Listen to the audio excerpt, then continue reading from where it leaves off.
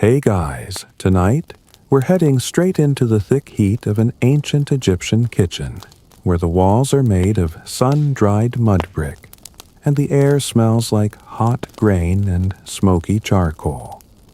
You're standing barefoot on a dirt floor, watching a woman in a linen shift flip a paddle-shaped loaf into an open clay oven. You hear the soft hiss of dough hitting hot stone and the low hum of the Nile in the distance. A dog pants lazily in the corner. Welcome to 2500 BCE. It's dinner time and you're already sweating. Now, you might be wondering, what on earth does this have to do with Sleep Stick with me? We're going to drift ever so gently through 25 full scenes of sleepy Egyptian bread lore, until your brain is baked as soft as a barley loaf. And don't worry, you probably won't survive this. As a time traveler, I mean. Ancient Egypt was riddled with things that want to kill you. Spoiled grain crocodiles, overly enthusiastic priests. But tonight, all you have to worry about is staying awake through the riveting story of how Egyptians kept bread fresh. Or, at least, edible. So, before you get comfortable, take a moment to like the video and subscribe, but only if you genuinely enjoy what I do here. And, while you're at it, drop your local time and location in the comments. I love knowing where you're listening from. Now, dim the lights, maybe turn on a fan for that soft background hum. And let's ease into tonight's journey together. You step into the bakery of a middle-class Egyptian household in Thebes, somewhere during the reign of Pharaoh Khafre. It's a modest affair, just one room attached to a larger courtyard, but it's busy. The hearth is hot.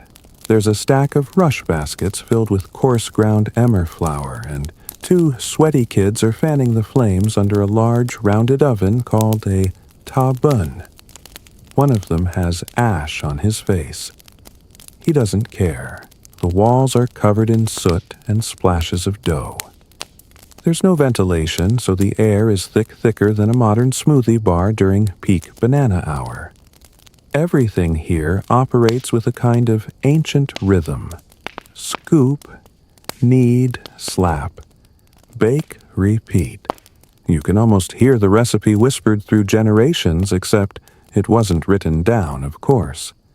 Ancient Egyptian cookbooks were more like trial by fire, literally.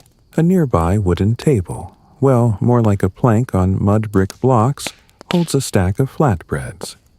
They're circular thin and oddly beautiful in their unevenness. One even looks like a turtle. You pick it up, give it a sniff, yep. It's still warm and has that nutty toasted smell only fresh bread can conjure. But here's the kicker. If no one eats it today, it's going rock hard by tomorrow. Which raises the sleepy question that will guide tonight's entire journey. How did these folks without plastic wrap freezers or preservatives manage to keep their bread fresh for days? Spoiler alert, they kind of didn't. At least not in the way you're thinking.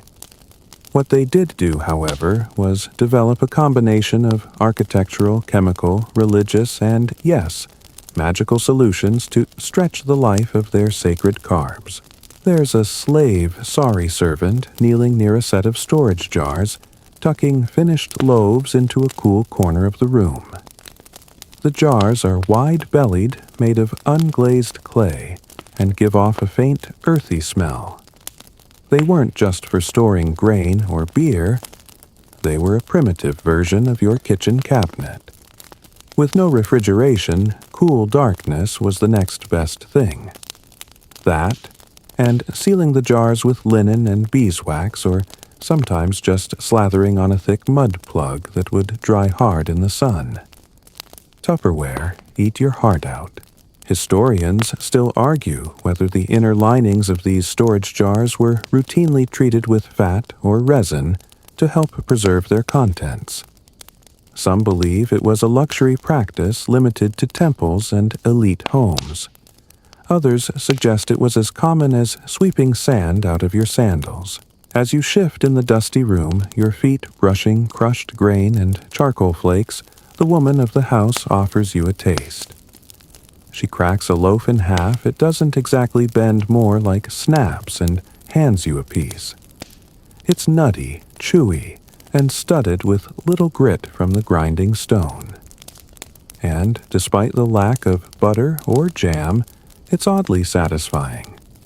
Filling. Heavy. Ancient bread doesn't pamper you. It sits in your belly like a polite but determined houseguest. That first bite contains centuries of evolution. You're not just chewing food, you're munching on a civilization's heartbeat. Bread wasn't just fuel. It was currency offering medicine and even tax payment. You could pay your temple dues in loaves. You could die and still have loaves tucked beside your mummified elbow. You could, if unlucky, choke on one, though no official records confirm this. And in that moment, sitting cross-legged on a dirt floor in the flickering firelight, you realize something oddly beautiful bread might go stale. But the story never does. You're still sitting in that sweltering bakery stomach, comfortably weighed down by ancient carbs, when your attention drifts to the wall behind the oven. It's stained from years of smoke and fire, but there's something else. Faint carvings. Someone long ago scratched out what looks like a few loaf shapes, some wavy lines, maybe a stick figure. It's no Sistine Chapel, but it whispers of ritual memory and bread so important it got immortalized on a kitchen wall. Now, if you rewind the grainy reel of Egyptian history far enough, you'll land smack in the middle of the Neolithic period around 10,000 years ago, when humans started settling down growing crops and realizing that pounding wild barley into mush was slightly more exciting than just chewing it raw.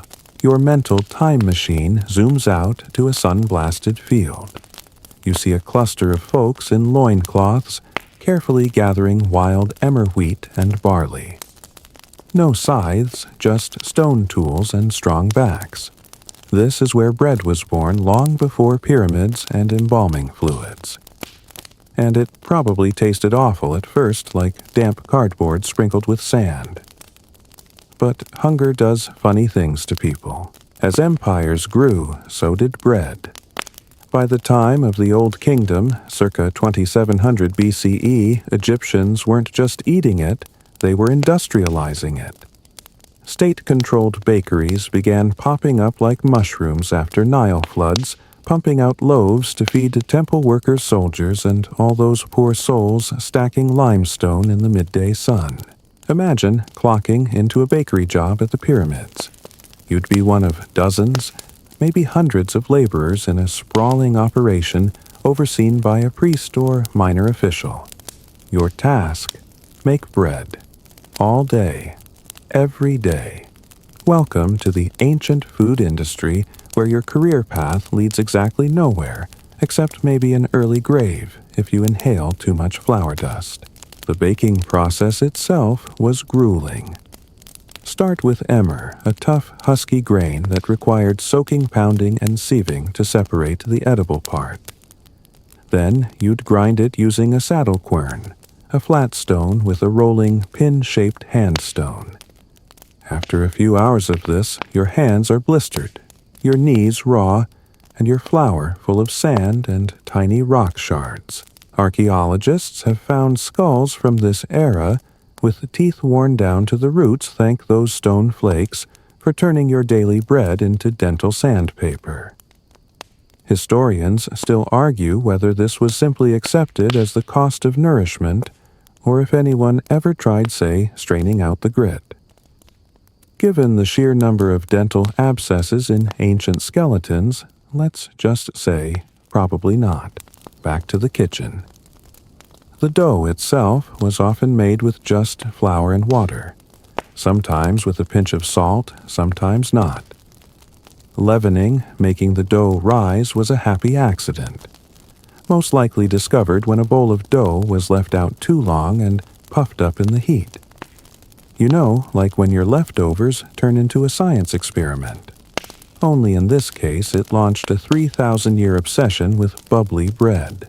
Now, picture an Egyptian baker noticing the dough was fluffier than usual one day. Did they panic? Did they praise the gods? Did they bake it anyway and just hope for the best? Honestly, probably all three. But it worked. The bread rose. It had air inside. It was better. And that's when the bread game changed. Some scholars think this discovery might have come from beer brewing. Both processes involve fermenting grains, and in ancient Egypt, beer and bread were like inseparable twins. You'd mash grains with water, let it bubble, and voila, either drink or bake, depending on how your week was going. You can almost see the ancient version of a home brewer standing shirtless under a reed awning, stirring a bubbling pot and muttering, smells like either bread or trouble. Of course, once they realized they could control this fermentation, they started using dough from a previous batch to kickstart the next one.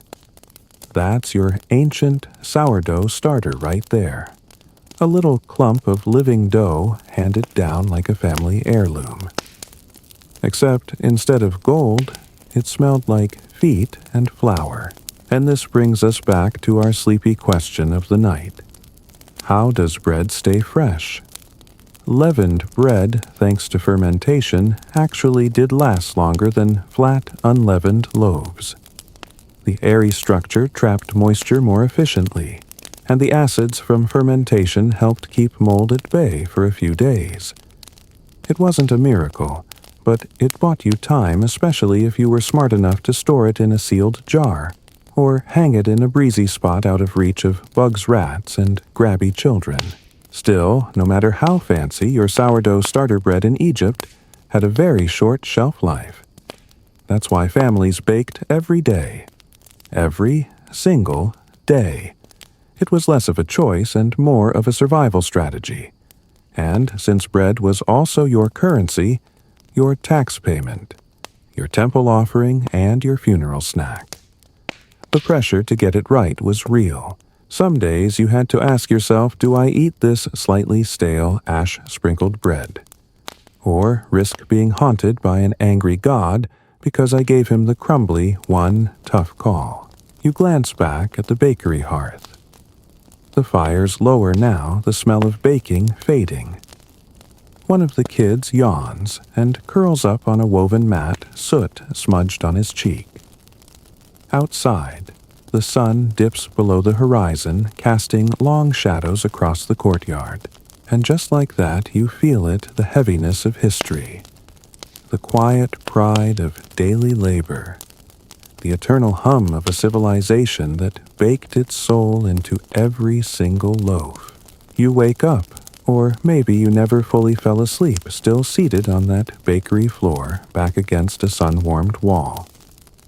Outside, the sounds of an Egyptian neighborhood filter in the gentle bray of donkeys, the splash of water from a neighbor's pot, distant temple chants. Inside the bakery, the morning bustle resumes. A wiry man enters, trailing the unmistakable air of someone who hasn't slept since the last lunar cycle. He's got a stained tunic, cracked heels, and the kind of eyes that suggest he's been counting loaves in his sleep. This dear dreamer is your local state-appointed baker. Not a simple job, and certainly not a quiet one. In ancient Egypt, bread wasn't just homemade, it was a national obsession. Pharaohs didn't just rule the land, they ruled the grain. Much of the bread produced wasn't even for regular people like you. It went to temples, military outposts, and vast construction sites. Think of the pyramid-building workforce, you might imagine slaves dragging stones, but many were paid workers.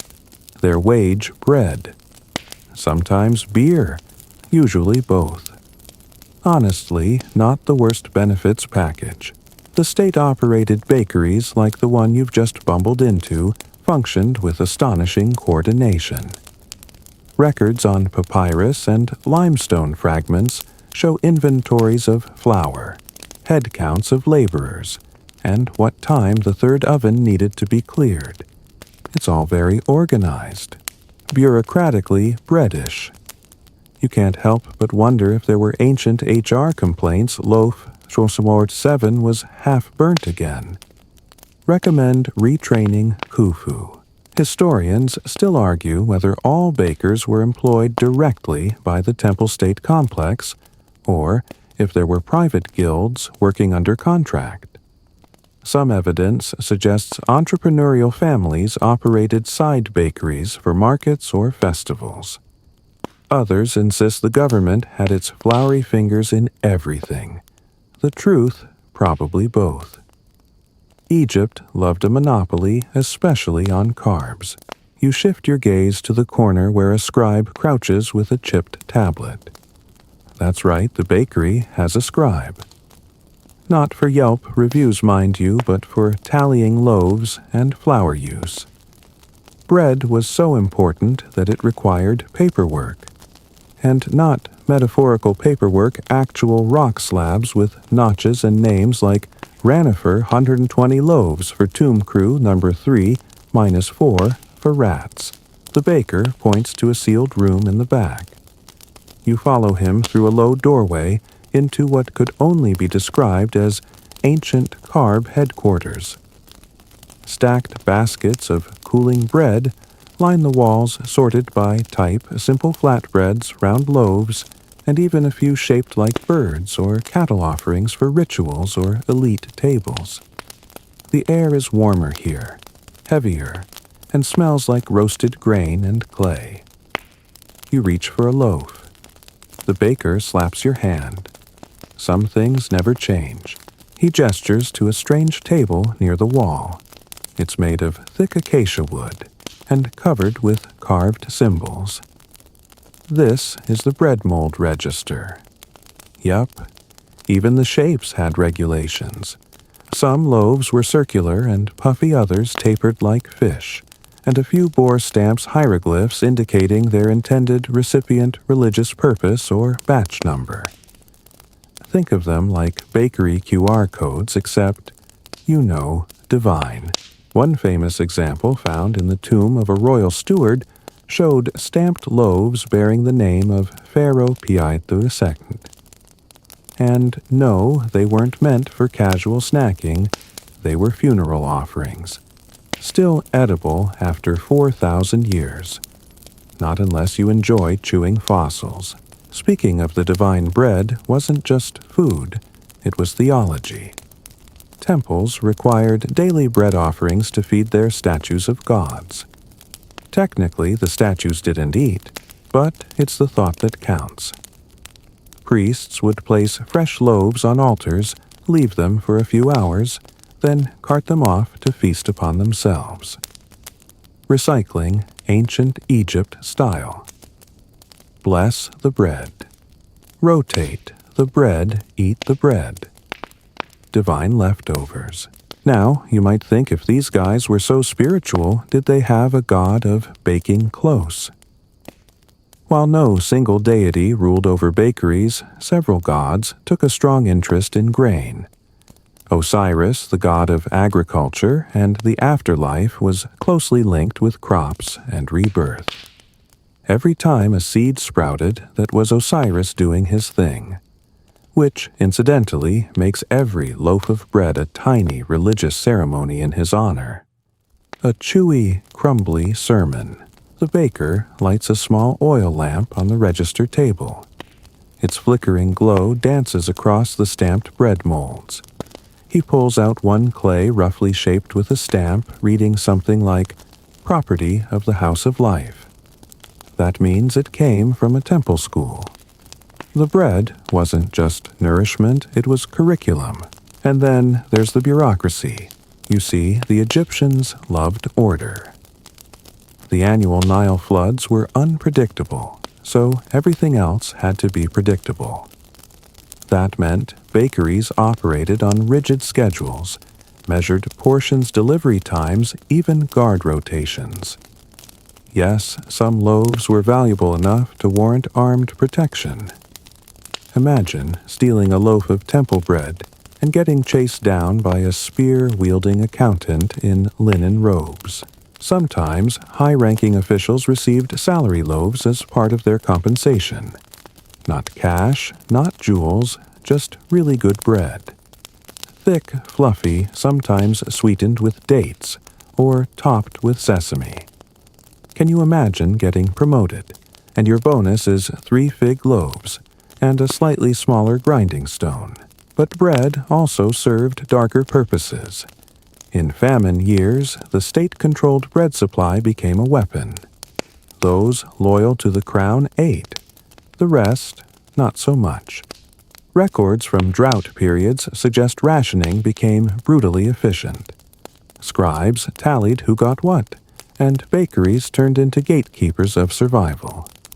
You didn't just need a job, you needed favor. Historians still argue whether these bakeries were considered honorable posts or a form of social control. Were bakers respected like today's chefs, or seen more like grain-powered cogs in Pharaoh's machinery? The surviving murals give mixed messages, some show bakers hunched and sweating, others standing tall with baskets of golden loaves. But one thing's certain, if you controlled the bread, you controlled the people. As you step back into the front room, the heat presses on your chest. Loaves line the table. The kids are back at it, one kneading dough, the other fanning flames. The cycle begins again. You realize with a sleepy smirk that in ancient Egypt bread wasn't just food, it was fate, and somehow you're right in the middle of it. Watching, waiting, almost dreaming. You blink against the smoke-hazy sunlight pouring through a slit in the bakery wall. The smell of freshly baked bread still clings to your clothes, but now you're moving away from the oven's orange glow. Instead, you follow the baker outside, past a dozing goat and 2 gossiping weavers toward the fields that fed this entire system. Because, as with all good carbs, it starts with grain. And in ancient Egypt, grain didn't just grow, it ruled. Step by heavy step, you trudge along a packed dirt path toward the edge of the floodplain. The Nile gleams in the distance like a lazy, snaking ribbon of life. Every year, it floods its banks and leaves behind thick black silt so rich it basically does half the farming for you. It's no accident Egypt was called the gift of the Nile. That river was the reason any of this worked. But here's the catch. The Nile wasn't polite. The floods came when they came, sometimes gently, sometimes not. The whole economy teetered on its whims. A good flood meant a good grain yield. A poor one, well, let's just say the bread got thinner, and so did the workers. You reach a field dotted with golden stalks, emmer wheat, and barley, the twin queens of Egyptian agriculture. No tractors here, of course, just bent-backed harvesters wielding flint sickles with sharp crescent blades. The work is hot, slow, and strangely hypnotic. Chirp, chirp. The stalks fall in rhythm like a grain symphony. If you're not sleepy, yet try imagining doing this in 110-degree heat with no SPF 50. What's interesting, quirky even, is that harvesting wasn't just a chore. It was a religious act. Workers sang songs to the grain gods, thanking them for the bounty. There were even small statues buried at field corners to protect the crop. Because nothing says blessed harvest like a little stone man holding a hoe. Historians still argue whether these rituals were truly spiritual or just morale-boosting PR. After all, even ancient farmers needed a reason to believe the sweat was worth it. And the gods. Well, they didn't exactly show up with a clipboard to clarify. Once harvested, the grain had to be dried, threshed, and winnowed. Threshing meant beating the stalks with sticks or letting donkeys trample them until the grains popped loose. Winnowing involved tossing the grain into the air so the breeze could blow away the chaff. It's like ancient farming meets interpretive dance. You're handed a winnowing basket, wide flat, and woven from palm fibers. You try it. A small puff of dust rises. Some grain falls into the basket. Most ends up in your shoe. A nearby child laughs. You are not a natural. Eventually, the cleaned grain was packed into large ceramic storage jars or silos, sometimes underground, sometimes in raised mud brick granaries. These granaries were the lifeblood of the village, and they were built like miniature fortresses. Thick walls, narrow entryways often watched by guards. And no, not because people liked wheat that much, but because bread depended on it. And bread was, you guessed it, everything. Back at the village center, a man in a kilt stands near a tally board watching workers haul in grain sacks. He dips a reed pen into ink and scratches out numbers on a limestone shard. That's an ostrakhan, a kind of ancient post-it note. He's recording rations, debts, storage estimates. You peer over his shoulder. It reads something like 20 sacks delivered, 1 lost to transport mishap. You raise an eyebrow. The man shrugs, and this is where things get oddly modern. The Egyptians understood logistics. They had storage cycles. They had flood predictions based on star charts. They even developed early taxation systems where a portion of your grain, maybe a tenth, went directly to the state or temple. Not in coins, in loaves, in raw grain, in your sweat. If you failed to pay, a stern official would appear at your doorstep, probably wearing too much eyeliner, demanding your missing wheat. Grain was power, and the state wanted its share. Let's not forget the divine bookkeeping either. Temples kept meticulous records of their grain income and outgoings, all in the name of the gods. It's like IRS meets Ra. Imagine an accountant sacrificing a chicken to balance the ledgers. The most intriguing part. The storage process itself. You're shown into a granary, a large dome-roofed building with thick walls. It's cool inside, thanks to mud bricks and small ventilation holes. A ramp leads up to an opening where workers pour in sacks of grain while others scoop from below using long-handled baskets. Everything smells like dust and dry grass. Some storage pits are lined with lime plaster, which historians say may have helped deter moisture and pests. Others used layers of reeds, or even ash, yes, ash, to create barriers against bugs and bacteria. You know the phrase, ashes to ashes. In Egypt, it was more like ashes to wheat to bread to Pharaoh. Still keeping grain fresh was only half the battle. Once turned into bread, the race against time began. And, if you were smart, you didn't just bake what you needed. You baked strategically. Flatbreads for today. Leavened loaves for tomorrow. Extra dried bread for the week's end. Preservation wasn't a one-size-fits-all process. It was a whole calendar of crumb control. And here's a little-known tidbit. Some bread was intentionally overbaked to preserve it for travel.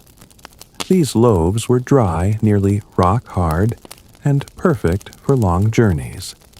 Add a splash of water or a smear of date paste and voila, edible again. Sort of. Maybe, if you tried hard enough. As the sun dips lower, casting long shadows over the golden fields, you feel the cool breeze off the Nile. Workers are heading home. Baskets, empty feet, sore bellies, hopefully full.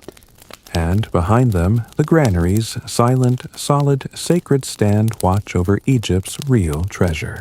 you follow the dirt path back toward the village stomach, rumbling slightly. All this talk of bread and grain has done something to your modern metabolism. But more than that, you feel the quiet awe of a society that understood deeply that if the bread stops, everything stops. And in Egypt it never could. You're back in the village now, standing just outside the bakery again, rubbing your eyes as dusk softens the sun's glare. The smells are still there, warm bread, a trace of ash, the faint tang of Nile mud. But what catches your attention now isn't the oven or the flour-dusted boys chasing each other around the fire pit. It's the sound. Scrape, scrape. You turn, following the rhythm, to a shaded corner of the yard, where a woman kneels beside a long, flat stone, rhythmically grinding something with another smaller stone in both hands. Her movements are steady and practiced, like she could do this in her sleep. And, frankly, maybe she has. What she's doing, what countless women did every single day across ancient Egypt, is preparing flour. Not just any flour, mind you. This is emmer wheat, one of the most stubborn, least user-friendly grains in the history of human digestion. You try milling it yourself, and in less than 5 minutes your wrists ache, your back spasms, and you start developing an entirely new appreciation for grocery store bread. The tool she's using is called a saddle quern. It looks like a prehistoric skateboard without wheels, and it eats fingers for breakfast. She pushes the handstone back and forth over the grain, slowly turning it into flour, or more accurately, into a mix of flour grit and microscopic rock shrapnel. Why? Because the stones themselves shed tiny particles every time they're used, and because no one had a sifter. So, yes, every loaf of ancient bread had just a little extra crunch, not from nuts or seeds, but from ground-up quartz and sandstone. Think of it as ancient Egypt's version of fiber. Historians still argue whether Egyptians were aware of this dental disaster, or whether they simply accepted worn teeth as the price of civilization. Based on archaeological findings, we know this by the time most Egyptians hit their 40s. If they made it that far, their teeth were about as useful as old papyrus in a thunderstorm. You pause, watching the grinding continue. It's somehow meditative, and brutal, and weirdly satisfying. It makes sense in a cosmic way that something as life-giving as bread demands this level of labor.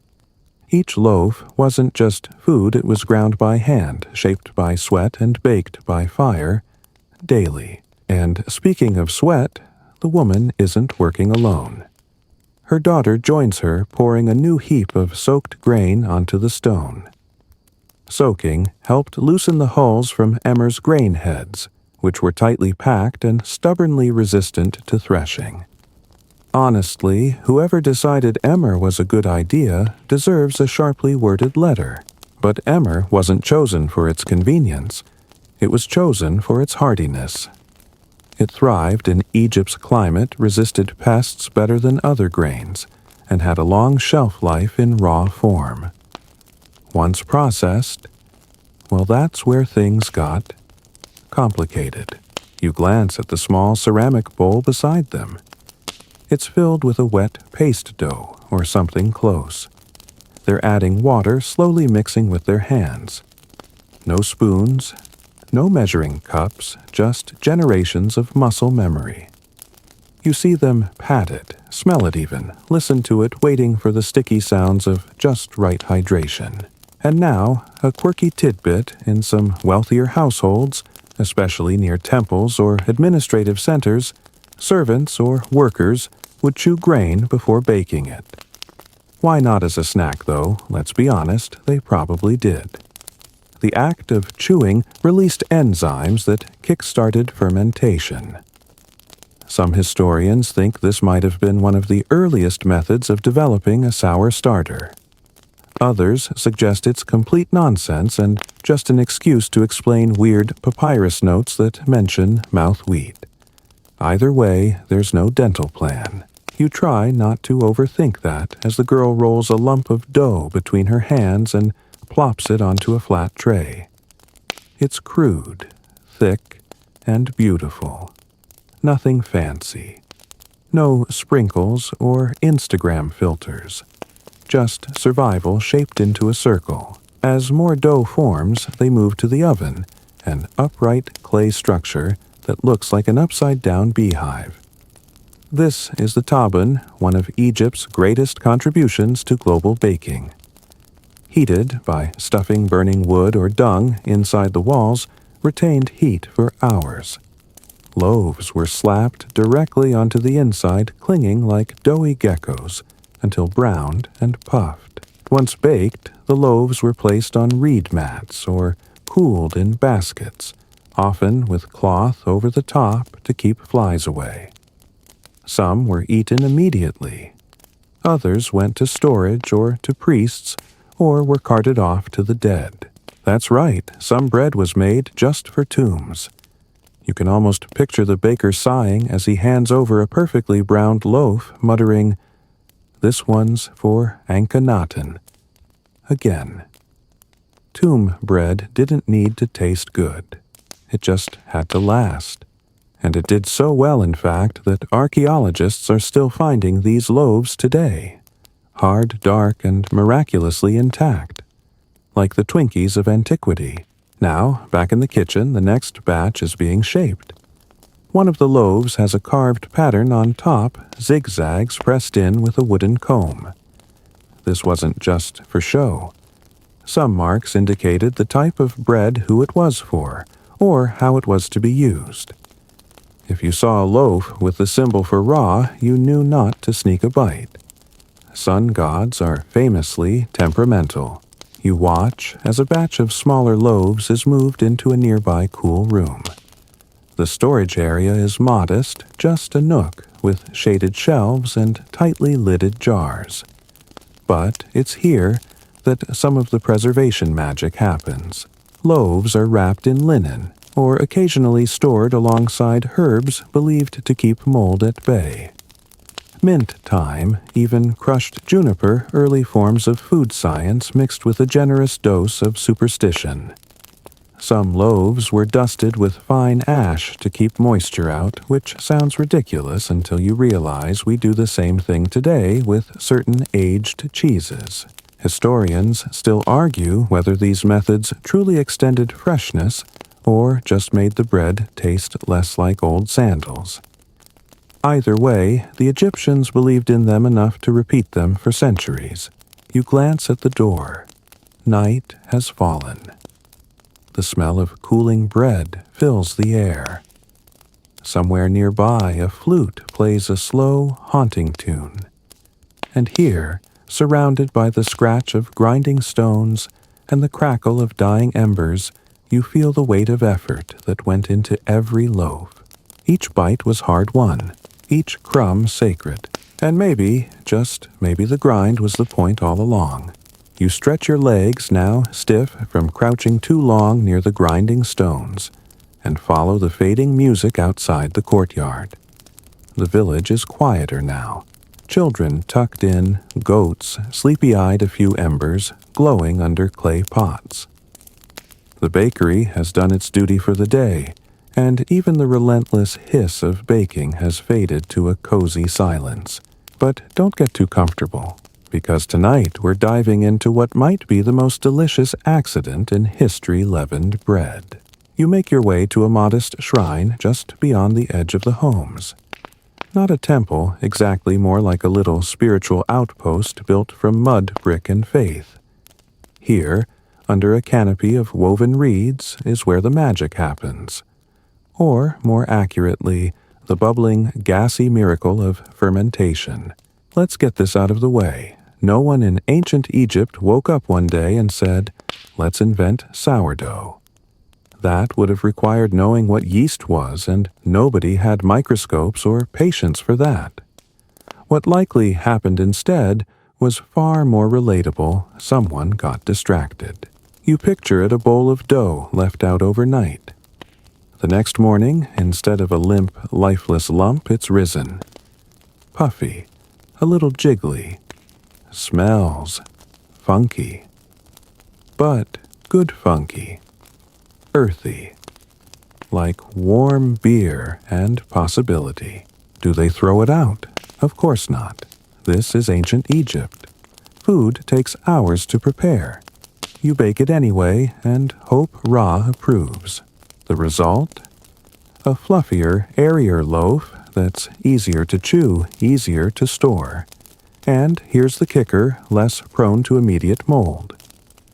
It may not have lasted much longer, but the extra acidity from the fermentation likely helped preserve the bread for another day or two. And when you're living meal to meal, 2 days is an eternity. Over time, this became a repeatable method. Bakers began saving bits of dough from each batch, a soggy, half-living clump that held the wild yeasts and bacteria from the last fermentation. Add it to the new dough and boom starter culture, your very own ancient baking buddy. You peek inside a small storage pot nestled in the shrine. Yep, there it is.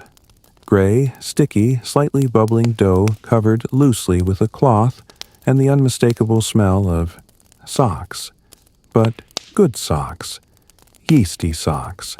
The kind that say, I'm going to rise 3 centimeters taller by sunset. This is the beginning of Egypt's sourdough legacy. Not documented in recipe books, but carved into walls offered to gods and replicated over generations. Historians still argue whether the Egyptians truly understood the science behind fermentation or just repeated what worked. Some suggest temple scribes may have observed the patterns warmth, rest, bubbling, and tried to explain it through divine forces. Others think it was just old dough luck. Either way, the method worked, and that's all that mattered. What's even more fascinating? The link between beer and bread. Yes, you heard right. Both relied on fermentation, both used similar grains, and both required yeast, though again, nobody had a word for it. In fact, beer was often made by soaking half-baked loaves in water and letting it ferment. So, in a strange, slightly questionable culinary loop, bread made beer, and beer made bread. It's all very Ouroboros if you squint hard enough. In some towns, the same building would house both a brewery and a bakery. You picture 2 neighbors shouting over the wall. Your beer smells like bread. Your bread smells like beer. Perfect. You step into a small side room attached to the shrine, a place where sacred offerings were prepped. On a shelf sits a set of polished stones used to mark ritual loaves. One is carved with the symbol for life, another with protection. Loaves weren't just food, they were prayers you could chew. At the center of the room, a small hearth glows faintly. A clay plate rests on top, warming. A priestess, older steady, carefully ladles a thin batter onto the surface. It sizzles softly. You raise an eyebrow. She nods. Yes, this is another kind of bread, a pancake-like ritual flatbread used in dawn ceremonies. It won't rise like a sourdough. It isn't meant to. But it's sacred nonetheless. Outside, you hear laughter. A young couple sits near the canal, each holding half a loaf, tearing pieces and dipping them into a communal bowl of lentil stew. It's not extravagant, but there's comfort in the ritual. In bread's presence. In knowing that something you make with your hands can fill your belly and your soul. And just when you think bread can't possibly be more central to ancient life, you remember loaves were currency. Yes, bread was used to pay workers, bribe officials, and appease gods. It was bartered, recorded, taxed. You could quite literally loaf your way through Egyptian bureaucracy. One quirky tidbit. Some tax records show loaves being weighed, not counted, because shape and size varied, and people shockingly tried to cheat the system by making smaller loaves. So officials would bring a scale. Nice try, Horam Heb. This loaf weighs less than a sacred ibis feather. Pay again. And with that, you realize something else. Bread wasn't just baked. It was negotiated. It was the foundation of a social contract, an agreement between land and labor, between gods and people. You gave your work. You got your bread. You gave bread to the gods. You got floods. Everyone won, assuming nobody burned the offering. As the sky shifts from violet to deep indigo, and the first stars peek through you, take a slow breath. The bakery has gone quiet again. The starter rests in its pot. The hearth is cooling. You feel it now, that soft weight of time. The gentle, bubbling truth that something as humble as fermented dough could anchor an entire civilization. And all of it, every stamp, every jar, every sacred crust began with an accident. The best kind. You're up before the sun the next morning, though. Up might be a stretch. You're groggy, blinking sand from your eyes, and sore in places you didn't know bread could hurt. But there's something stirring in the village that pulls you to your feet. A low murmur, the crackle of kindling, and then a whoosh. The ovens are waking. You shuffle back into the courtyard, and there it is, the tabun alive again, glowing softly like a sleepy volcano. Smoke drifts lazily out the top, and the fire tender, now grinning behind soot-streaked cheeks, feeds in dried dung patties with practiced ease. Yes, dung. Animal dung, to be specific. In an environment with little wood and zero access to Home Depot fire starters, Egyptians relied on fuel that was cheap, abundant, and fragrant. Once dried, it burned hot and long. Think of it as the propane tank of the ancient world, except biodegradable and mildly horrifying if the wind changed direction. You step closer, absorbing the wave of heat that pours from the oven's open mouth. It's easily 400–500 degrees Fahrenheit inside, hot enough to sear your eyebrows if you're not careful. But this heat is no accident. The Egyptians were serious about baking technology. These clay ovens were engineered with insulation in mind, often buried partially in the ground to hold heat longer. One baker shows you how it's done. He slaps a flattened loaf against the inner wall of the oven, using nothing but a damp cloth and sheer confidence. The dough sticks instantly, sizzling as steam escapes. You watch it puff up slowly like a little brown balloon clinging for dear life. And it's here that you realize something oddly beautiful this moment. This ancient, scorching, bread-blistering ritual is basically the same thing that happens in tandoori ovens today. We're talking thousands of years of culinary continuity. Proof that sometimes humanity gets it right the first time.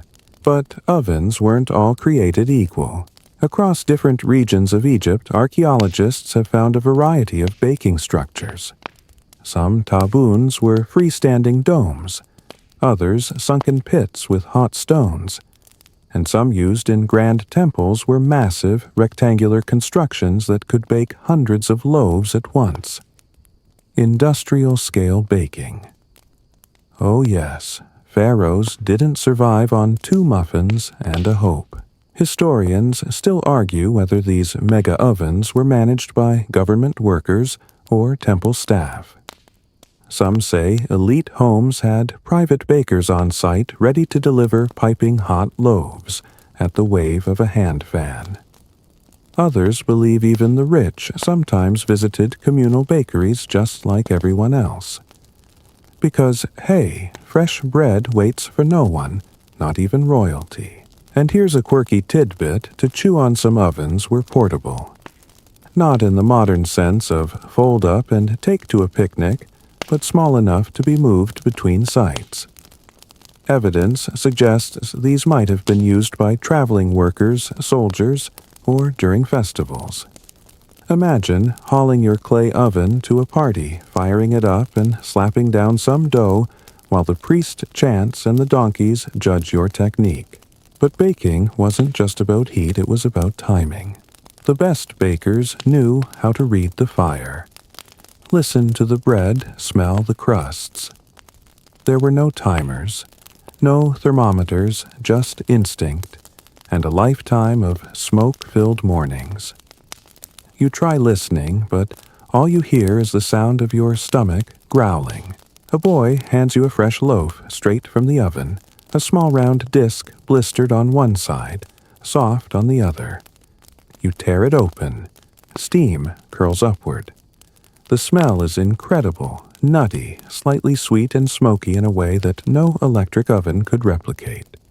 You take a bite and it's chewy, a bit dry, still faintly gritty, but rich, ancient, honest. And then he gives you a second one. This loaf is different, fatter, taller, with a deep groove around the middle and a floral stamp on top. You raise an eyebrow. He grins. This is temple bread, made with finer flour, kneaded longer, often baked in molds to maintain sacred shapes. You're holding the carbohydrate equivalent of holy wine. The stamp reads something close to offering of purity. You know better than to eat it. Or, you mostly know better. Temple loaves were often made in sets groups of 5, 10, or even 50 arranged in symmetrical displays on altars. They represented fertility, divine order, and the pharaoh's promise to keep the gods fed. It wasn't just feeding statues. It was feeding the very machinery of the cosmos. And if that sounds dramatic, remember, in Egypt, bread was balance. Ma'at, the principle of harmony and justice, was baked into every round loaf. To let the ovens grow cold was to invite chaos. That's not superstition. That's Tuesday. Now, imagine you're a priest preparing for a major festival. You've got dozens of these loaves to produce, each with a specific shape, size, and placement. One cracked crust, that's a spiritual misdemeanor. One burnt edge. Hope the gods skipped breakfast. Every loaf had to be just right. This wasn't just cooking. This was cosmic maintenance. And yet, not all loaves were exalted. Some were practical. Ordinary, baked daily for workers, market sellers, potters, scribes, and that guy who stands by the water and shouts about crocodiles. Worker bread was flatter, faster to bake, and often cooked in pairs or stacks to maximize oven space. It didn't last long, and it wasn't meant to. You ate it hot. You ate it now. And if any remained by morning, you dunked it in beer or broth to soften it back into chewability. You sit with a group of laborers near a reed mat. They pass around loaves, break off hunks, and dip them into bowls of lentil stew. No plates, no fuss, just bread hands and laughter. And suddenly you realize this is how it's always been. From the pharaoh's table to the poorest fisherman's hut, bread united them all. Different flavors, different stamps, same fire, same warmth, same human need. The ovens crackle behind you, glowing amber against the darkening sky. You lie back on the cool earth bread, in hand, head full of steam, and soot, and stories. And in that fading moment, you understand something quietly profound. It wasn't just the heat that made bread rise. It was the people. You wake just before dawn, not quite sure whether you've been dreaming of bread or simply marinating in its scent all night. Either way, your skin smells like yeast and ash. Your hair has taken on a charming dough flour texture, and your stomach is already lobbying for a second breakfast. You stretch, rising slowly, and wander through the quiet alleys of the village. The sun is only just beginning to stretch its golden fingers over the horizon, but already a few fires crackle, smoke curling like sleepy sighs into the morning air. And this morning today, you're headed somewhere special. A little to the west of the village, near the embankments, sits an unusually large building for a rural town, a brewery. And while you might think, hang on, we're here to talk about bread, you'll soon see why this beer-bubbling building deserves your full attention. Because in Egypt, beer and bread weren't just neighbors, they were co-conspirators. You push open the door, or rather pull aside the reed curtain, and are hit by the unmistakable tang of wet grain and bubbling froth. Inside, workers are already ankle-deep in soaked barley mash, stirring it with long wooden paddles in clay-lined vats. The air is thick, warm, slightly sour, like someone boiled cereal in a gym locker. And right there, sitting near a vat and scribbling on an ostrakhan, is your old friend, a bakery scribe. You blink. He waves. That's right, bakers and brewers were often part of the same workforce, sometimes even managed by the same overseers. Because here's the secret, both products came from nearly the same process. Bread and beer started with the same ingredients, grain water and time. The real difference was what you didn't do. Beer was usually made with partially baked or raw doughy loaves, called bapir dry hard, often flavored with dates crumbled into water and left to ferment. No boiling, no hops, no glass bottles, just soggy bread stew that frothed up and eventually got you pleasantly buzzed. And those partially baked loaves, guess where they were made? Yep, the bakery. You see now how it all connects, a full circle fermentation cycle. Grain was harvested ground-soaked, shaped into loaves, and either baked for food or brewed for drink. Nothing went to waste. Even stale bread was sometimes recycled into beer starters or stew bases.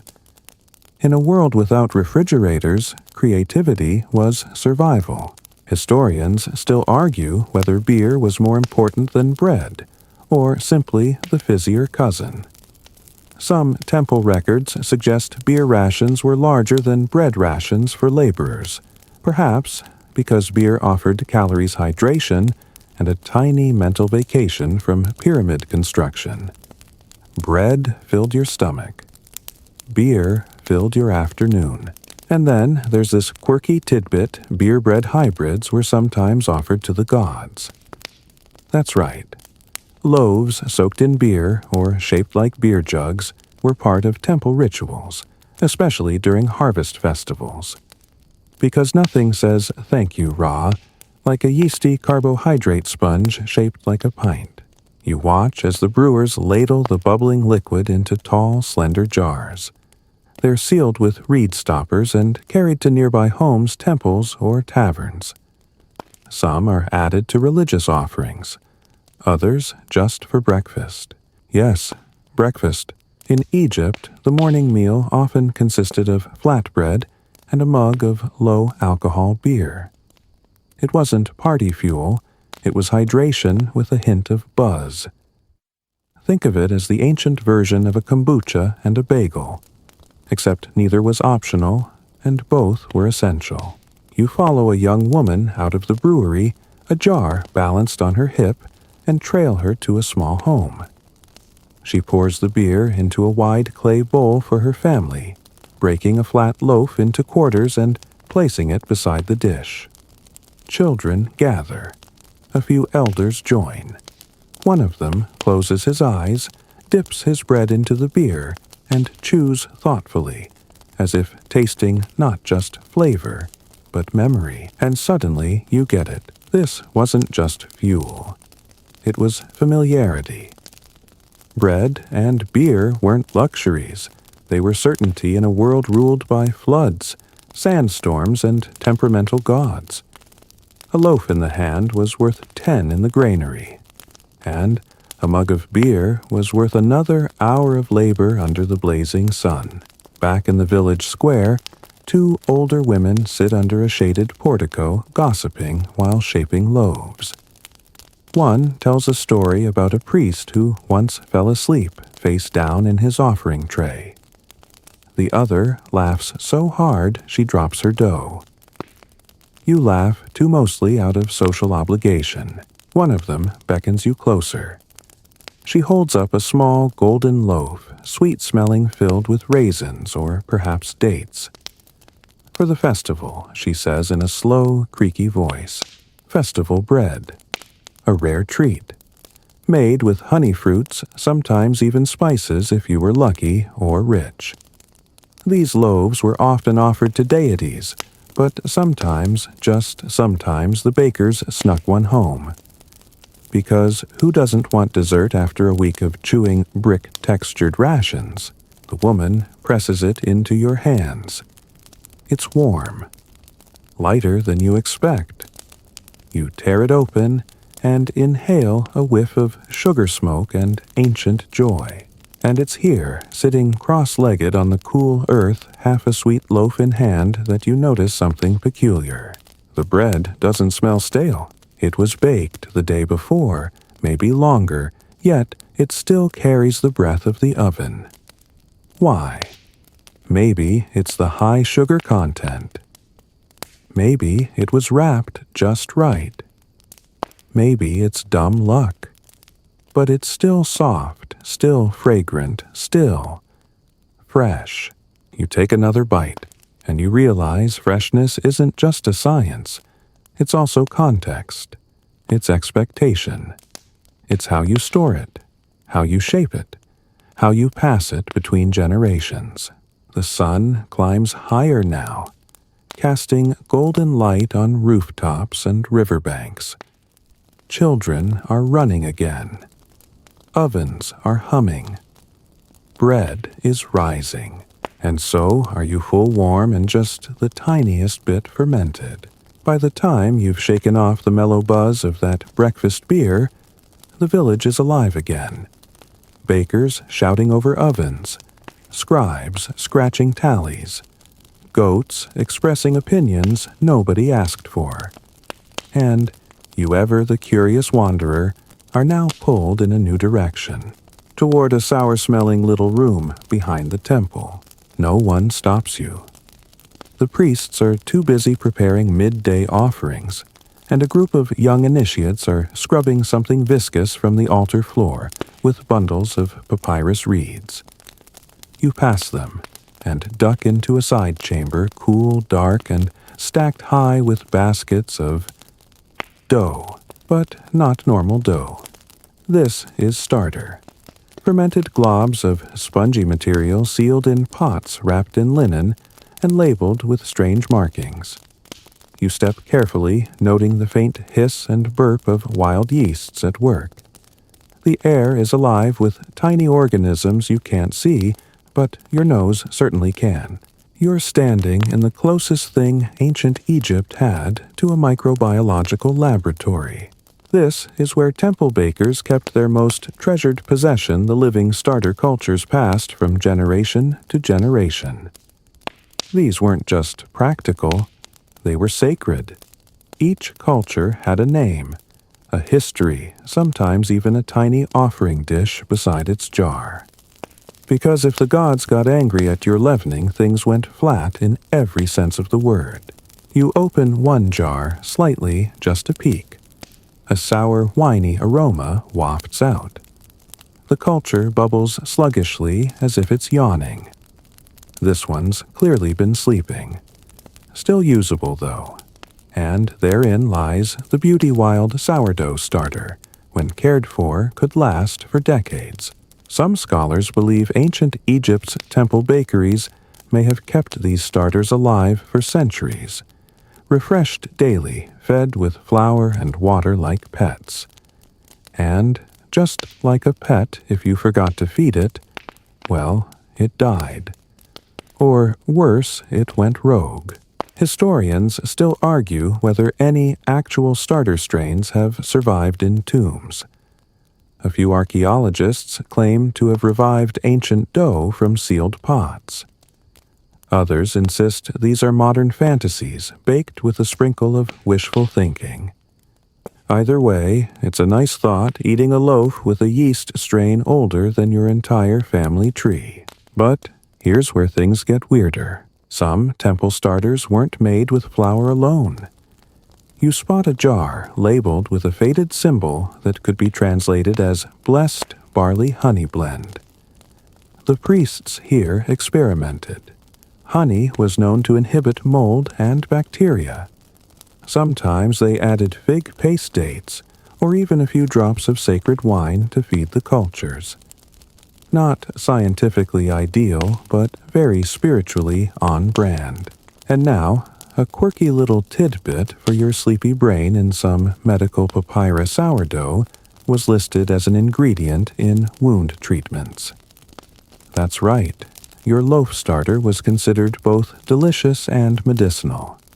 You imagine a priest nodding solemnly over a bandaged worker, whispering, "Apply the bread. Twice daily. Avoid crocodiles."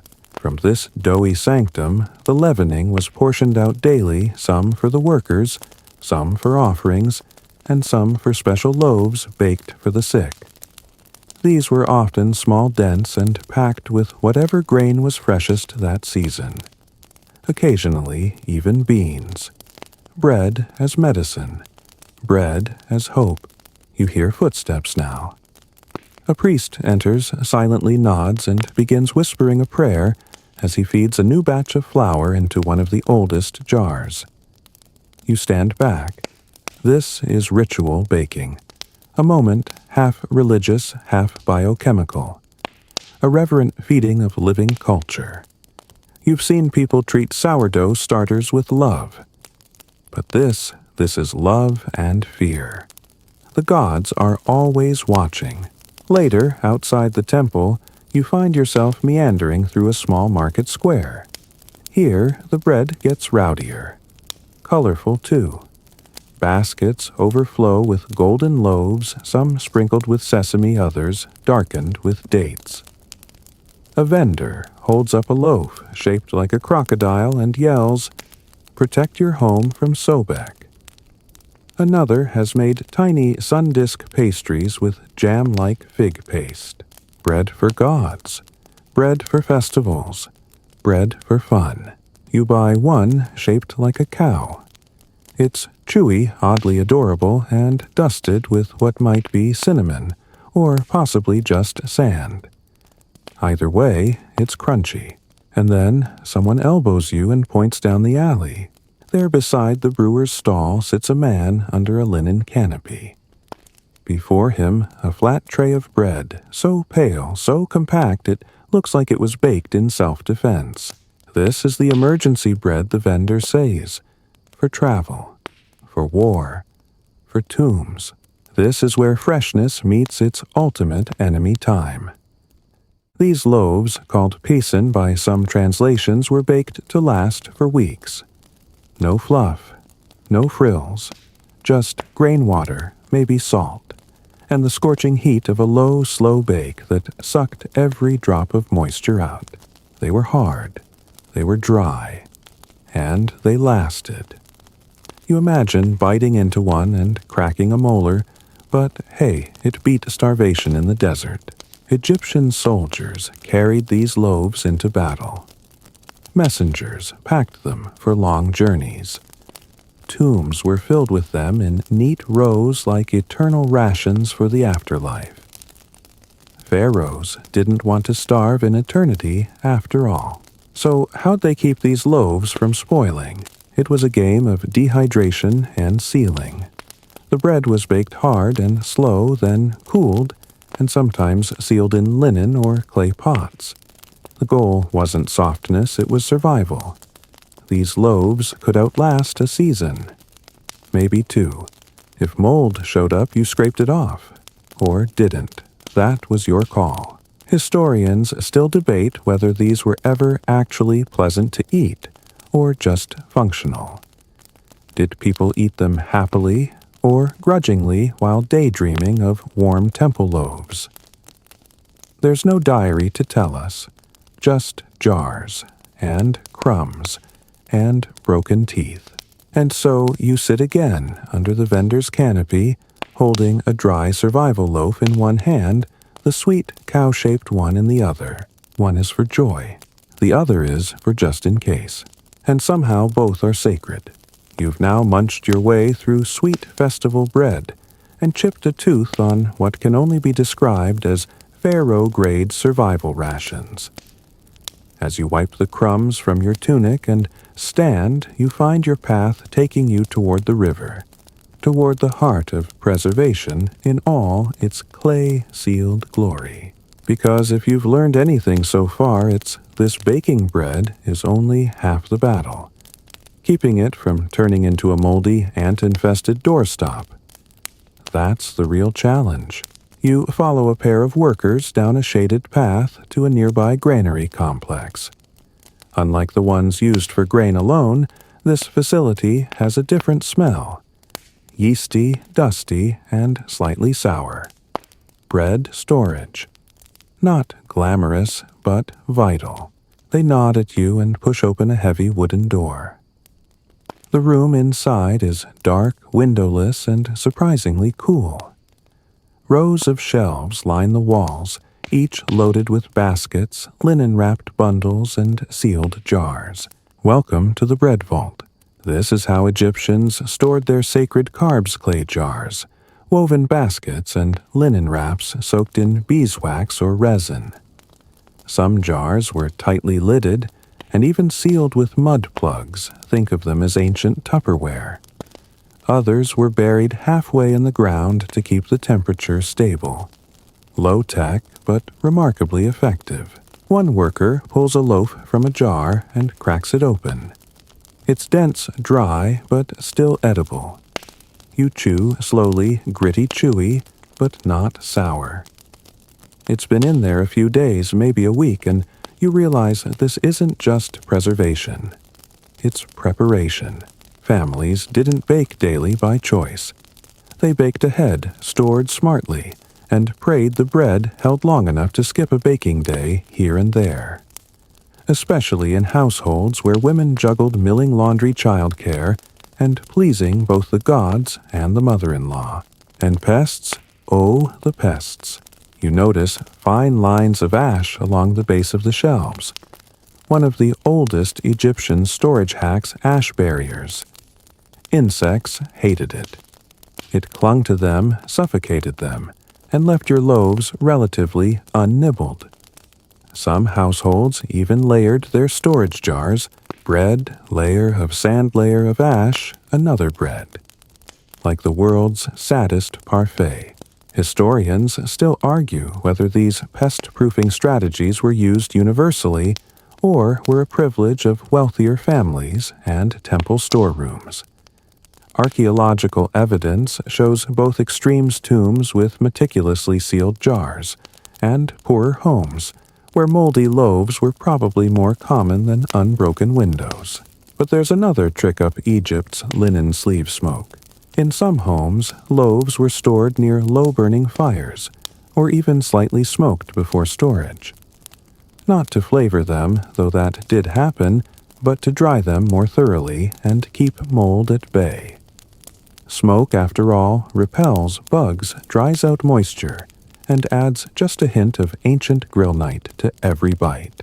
You kneel beside a row of loaves, some stamped with symbols, others wrapped carefully in linen strips.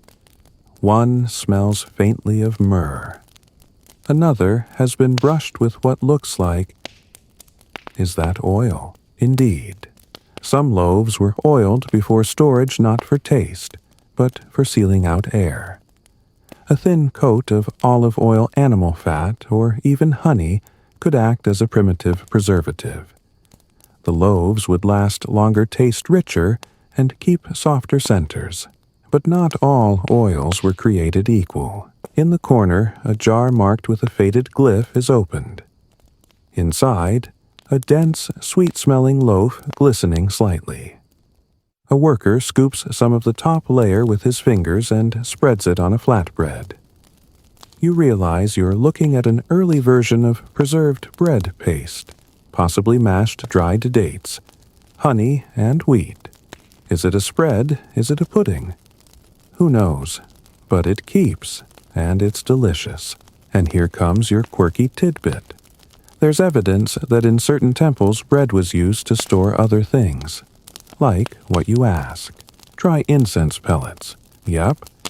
Some ceremonial loaves were hollowed out and packed with offerings like resin balls, herbs, or spices, then sealed and left in tombs.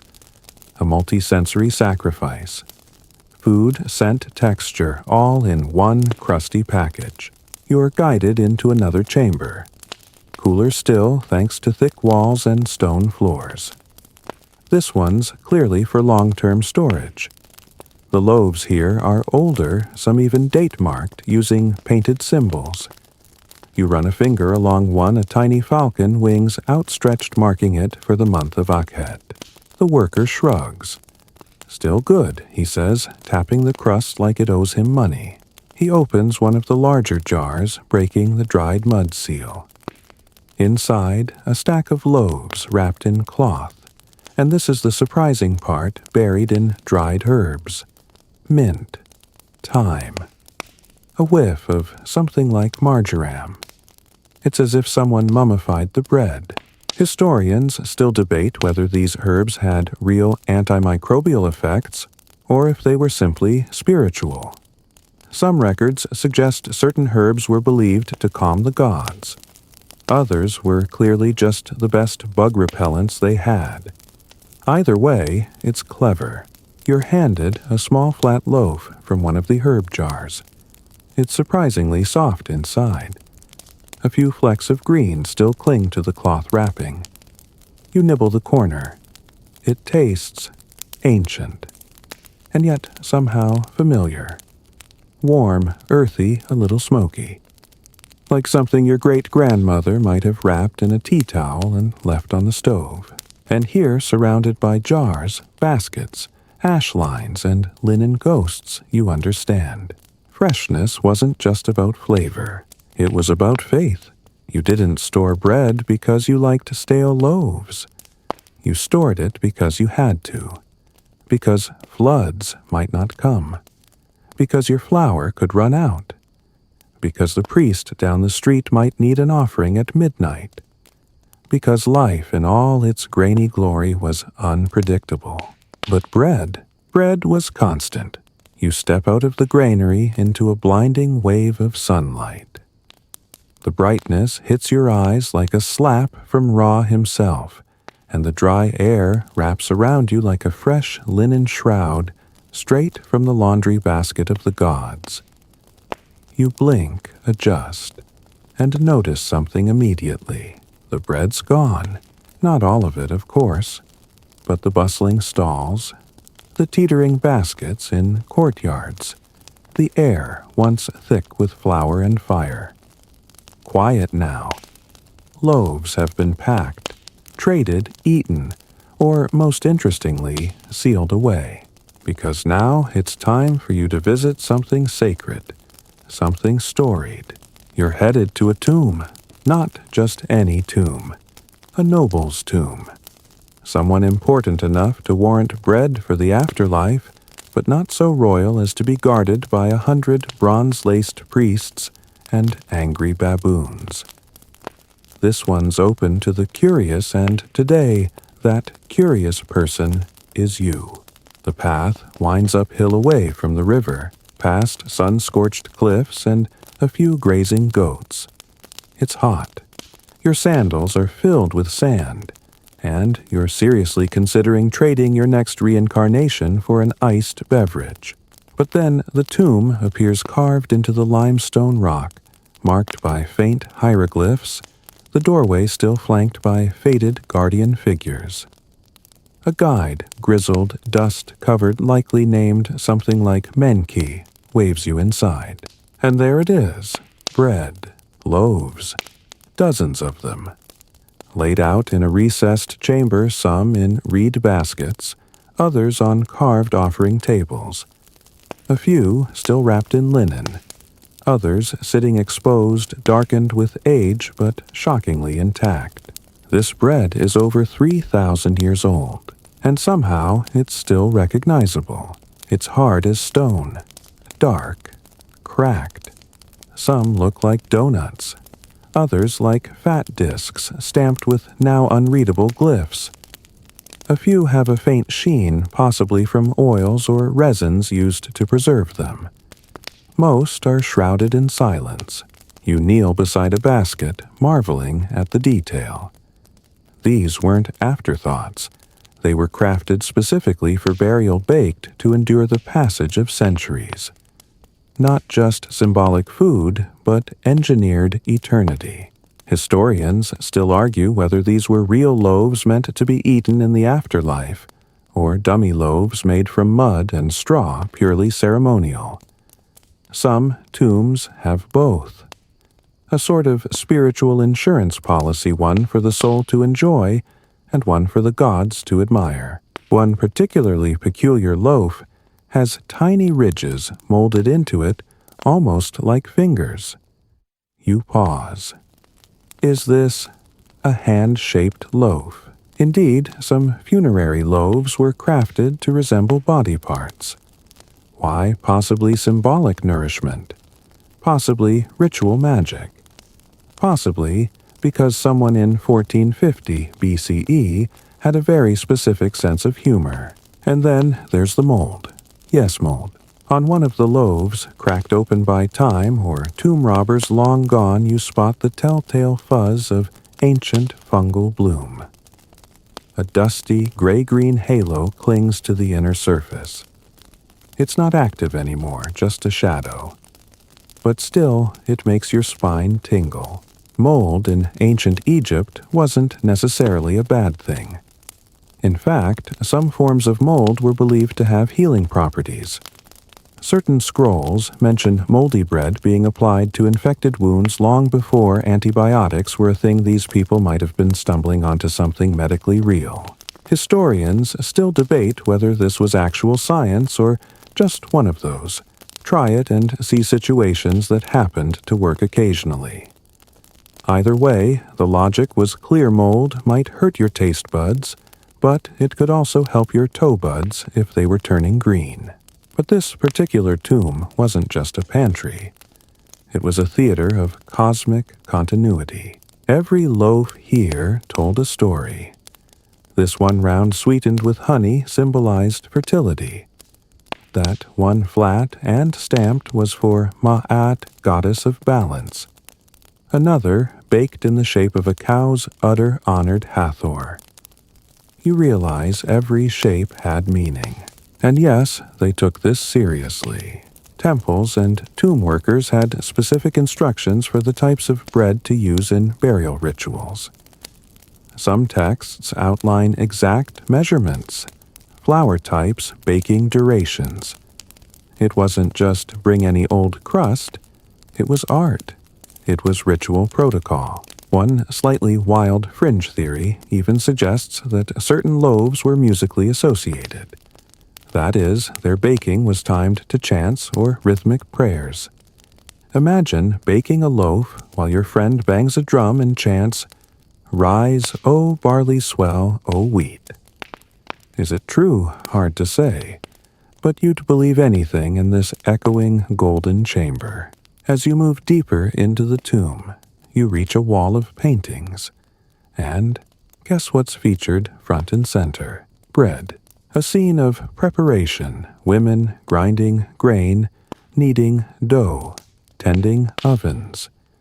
Then, presentation loaves placed on offering tables, carried by priests, consumed by spirits.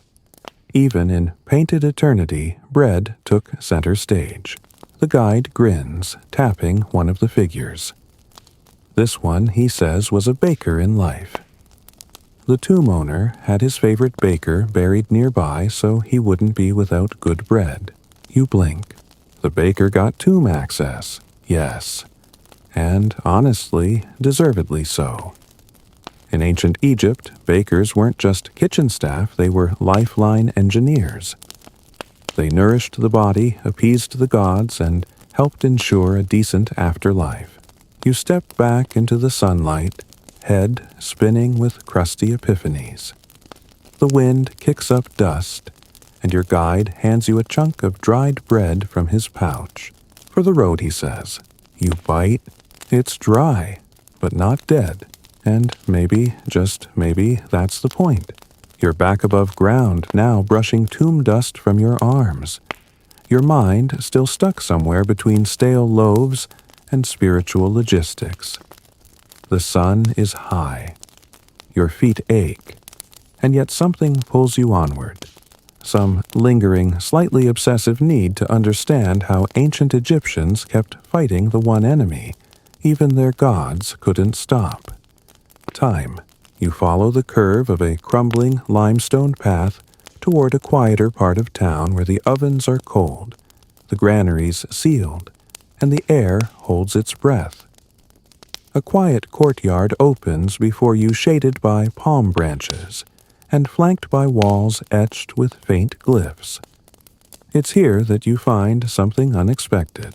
A tiny display table holding several loaves, a few baskets, and a collection of bread stamps. Not like postage stamps. These are small carved tools, wooden, stone, even clay, each with a raised design on the bottom. Some simple like lines or dots. Others are full hieroglyphs, the name of a person. A phrase, even short prayers. A local artisan, face half covered with a linen cloth against the dust gestures for you to try one. You press the stamp into a soft mound of clay he's rolled out on the table. The impression is clean and satisfying. It reads something like House of the Sun's Flame in looping script.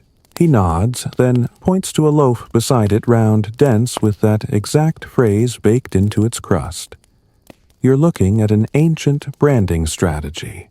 Bread stamps were part identification, part status symbol, part religious declaration. If you were a temple, a noble family, or a military provisioning office, you stamped your loaves. It said, "This is ours. This matters. Do not eat this unless your name is also on a statue." Some stamps were practical, others were ceremonial. In fact, some loaves were so heavily stamped they looked more like baked bricks than food.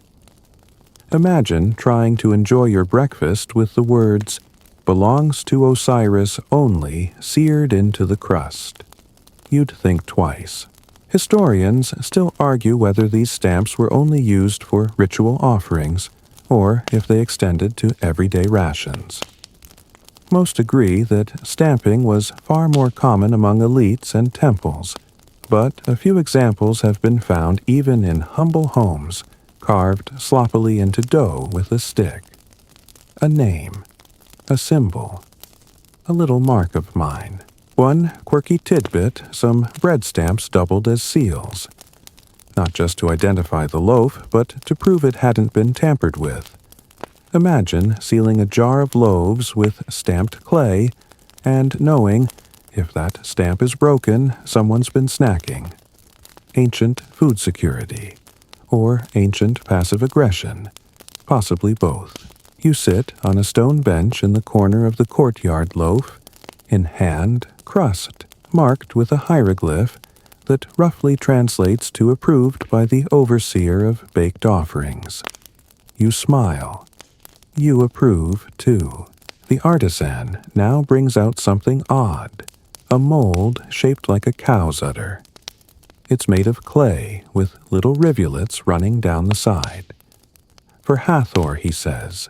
Ah, Hathor, goddess of motherhood, music, joy, and yes, milk and nourishment. Bread offerings in her honor were sometimes shaped like udders, cows, or small breasts. Not risque, just reverent. These loaves were meant to symbolize abundance and care. When offered in shrines, they were believed to promote fertility, safe childbirth, and full granaries. In fact, during festivals for Hathor, large communal baking events were held. Loaves were shaped with celebratory molds sweetened with honey and dried fruits, and sometimes infused with herbs like fenugreek. They weren't just offerings, they were edible prayers. You glance back at the wall behind the table. Etched into the stone is a scene: two women stamping loaves, one holding a small child, the other kneeling at a table.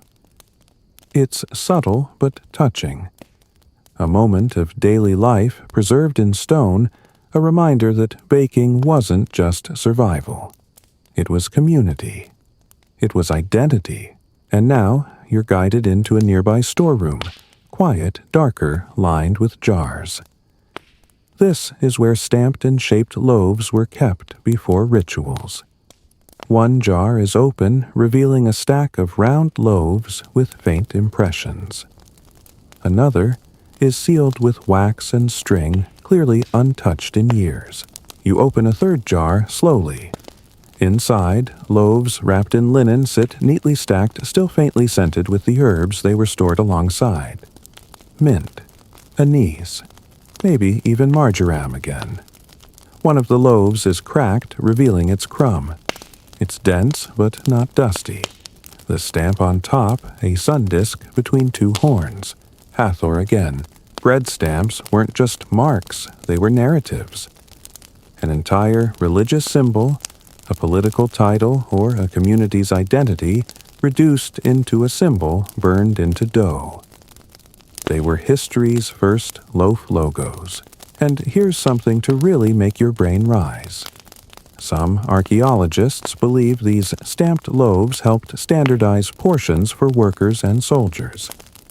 If your ration had the royal granary seal, you knew what you were getting. If the loaf was missing the stamp, well, better keep your spear handy.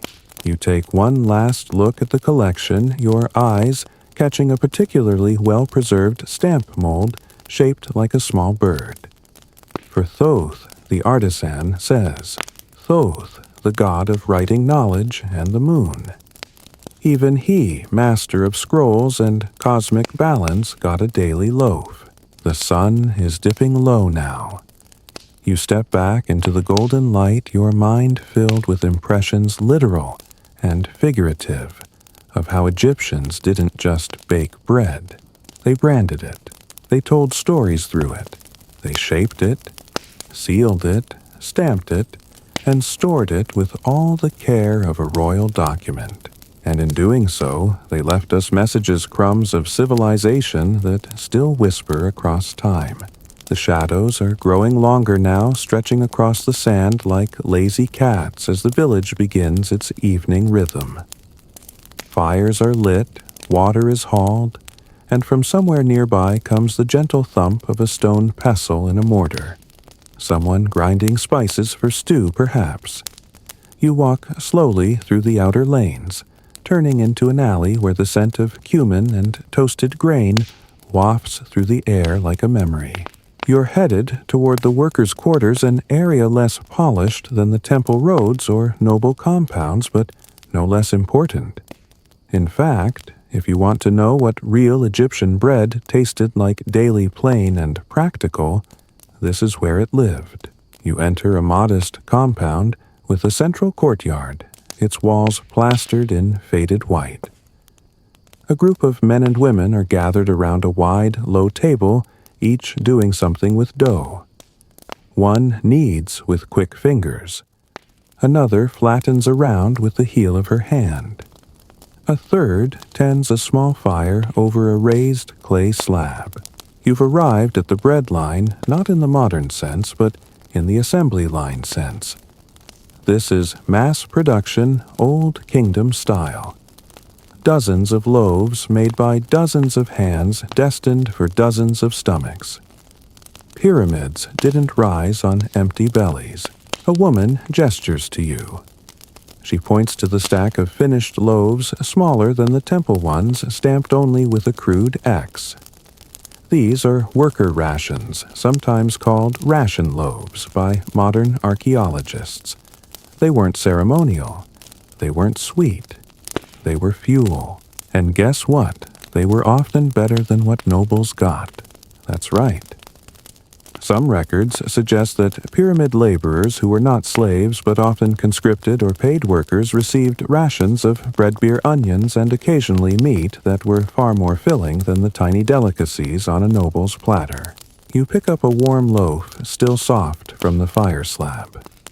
It smells amazing, nutty, earthy, a little smoky.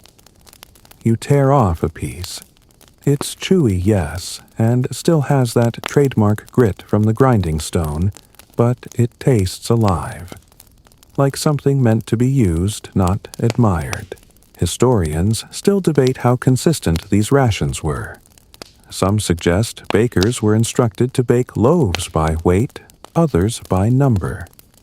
Did a tall guy get more bread than a short one? Did the guy hauling stone get extra? Or did it all go to whoever was best friends with the bread scribe? One quirky tidbit. There are records of bread fights, disputes between crews over stale rations, broken loaves, or unfair portions. One particularly dramatic ostracon from Deir el Medina describes a man threatening to walk off the job because his loaf was smaller than the foreman's child's. That's petty. That's human.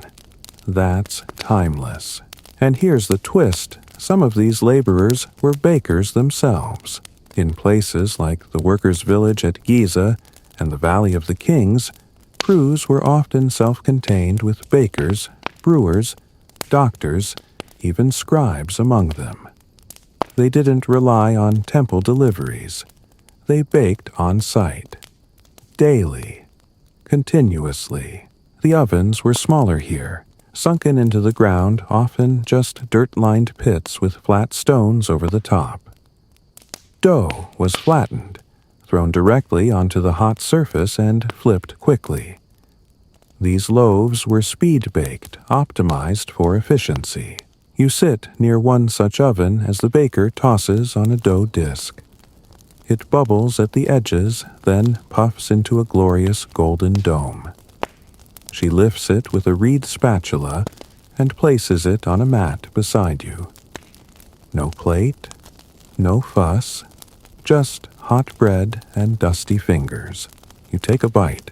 It's incredible, not refined, not sacred, but rich in something that's hard to describe. Maybe effort, maybe honesty. You look around. The workers laugh. Children chase a goat. Someone sings a verse about beer and blisters. And amid all this motion, the loaves keep coming. Baked. Eaten. Replaced. This is where bread lived, not on gold platters or carved altars. Here, in clay ovens on calloused palms under the open sky. It didn't need a stamp. It didn't need a prayer. It just needed to be. Still, that didn't mean these loaves weren't respected.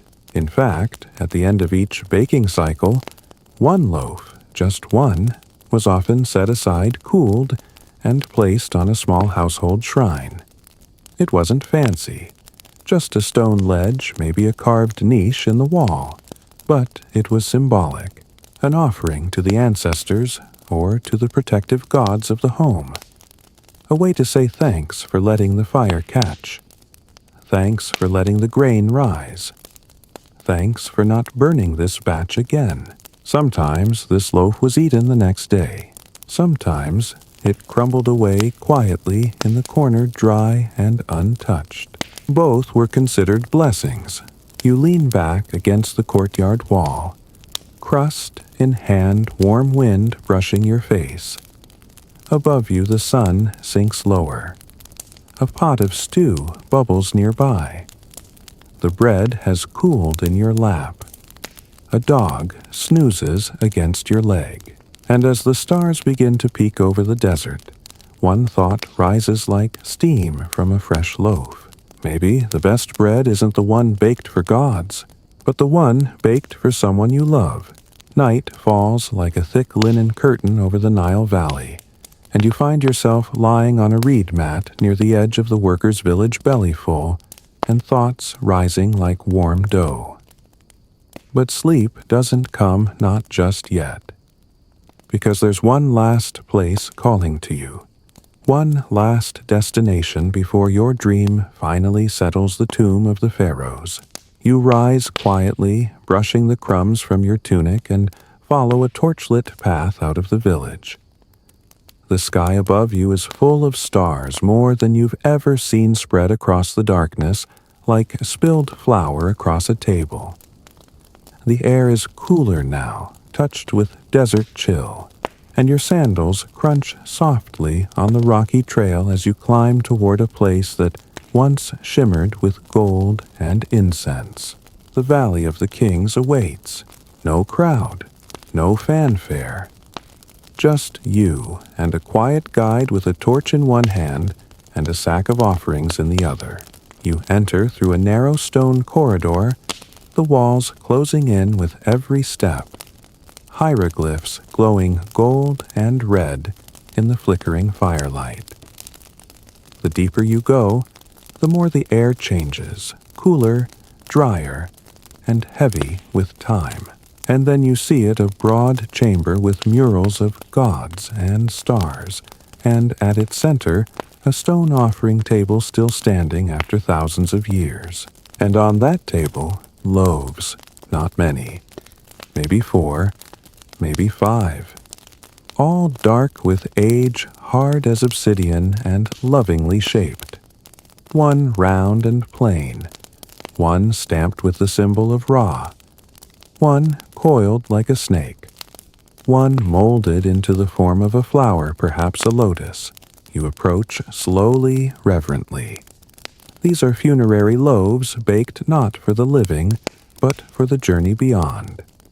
Food for the soul. Currency for the afterlife. A snack, if you will, for the longest trip of all. You reach out not to touch, but just to see. And you notice something strange. The bread hasn't crumbled. It's cracked, sure. Hardened, but still intact. Still holding its shape, its mark, its message. You glance at your guide, who nods and whispers. They baked them to last forever. How dryness. These loaves were baked low and slow so thoroughly that every drop of moisture was gone. They were stored with care, often in sealed containers, sometimes wrapped in linen soaked in resins. In a tomb as dry as bone mold doesn't stand a chance. The result, bread that outlived its bakers, and their children, and their gods. Historians still argue whether these loaves were ever meant to be eaten, or if they were purely symbolic, a formality of divine protocol. But one thing is certain, their very presence was essential. In the afterlife, you didn't just need your heart weighed or your sins forgiven. You needed provisions. Clothing, furniture, jewelry, and bread. Always bread. One quirky tidbit. In some tombs, loaves were shaped like tools, hoes, baskets, even miniature ovens. Why? Because in the next world, it was believed that these symbols could transform into the real thing. Your bread wasn't just for eating, it was functional magic. You sit beside the table and let that thought settle. Bread wasn't merely sustenance, it was an insurance policy against cosmic bureaucracy. And the dead weren't picky eaters. Loaves found in tombs range from elaborate festival shapes to humble flatbreads. Some were sweetened, some were plain.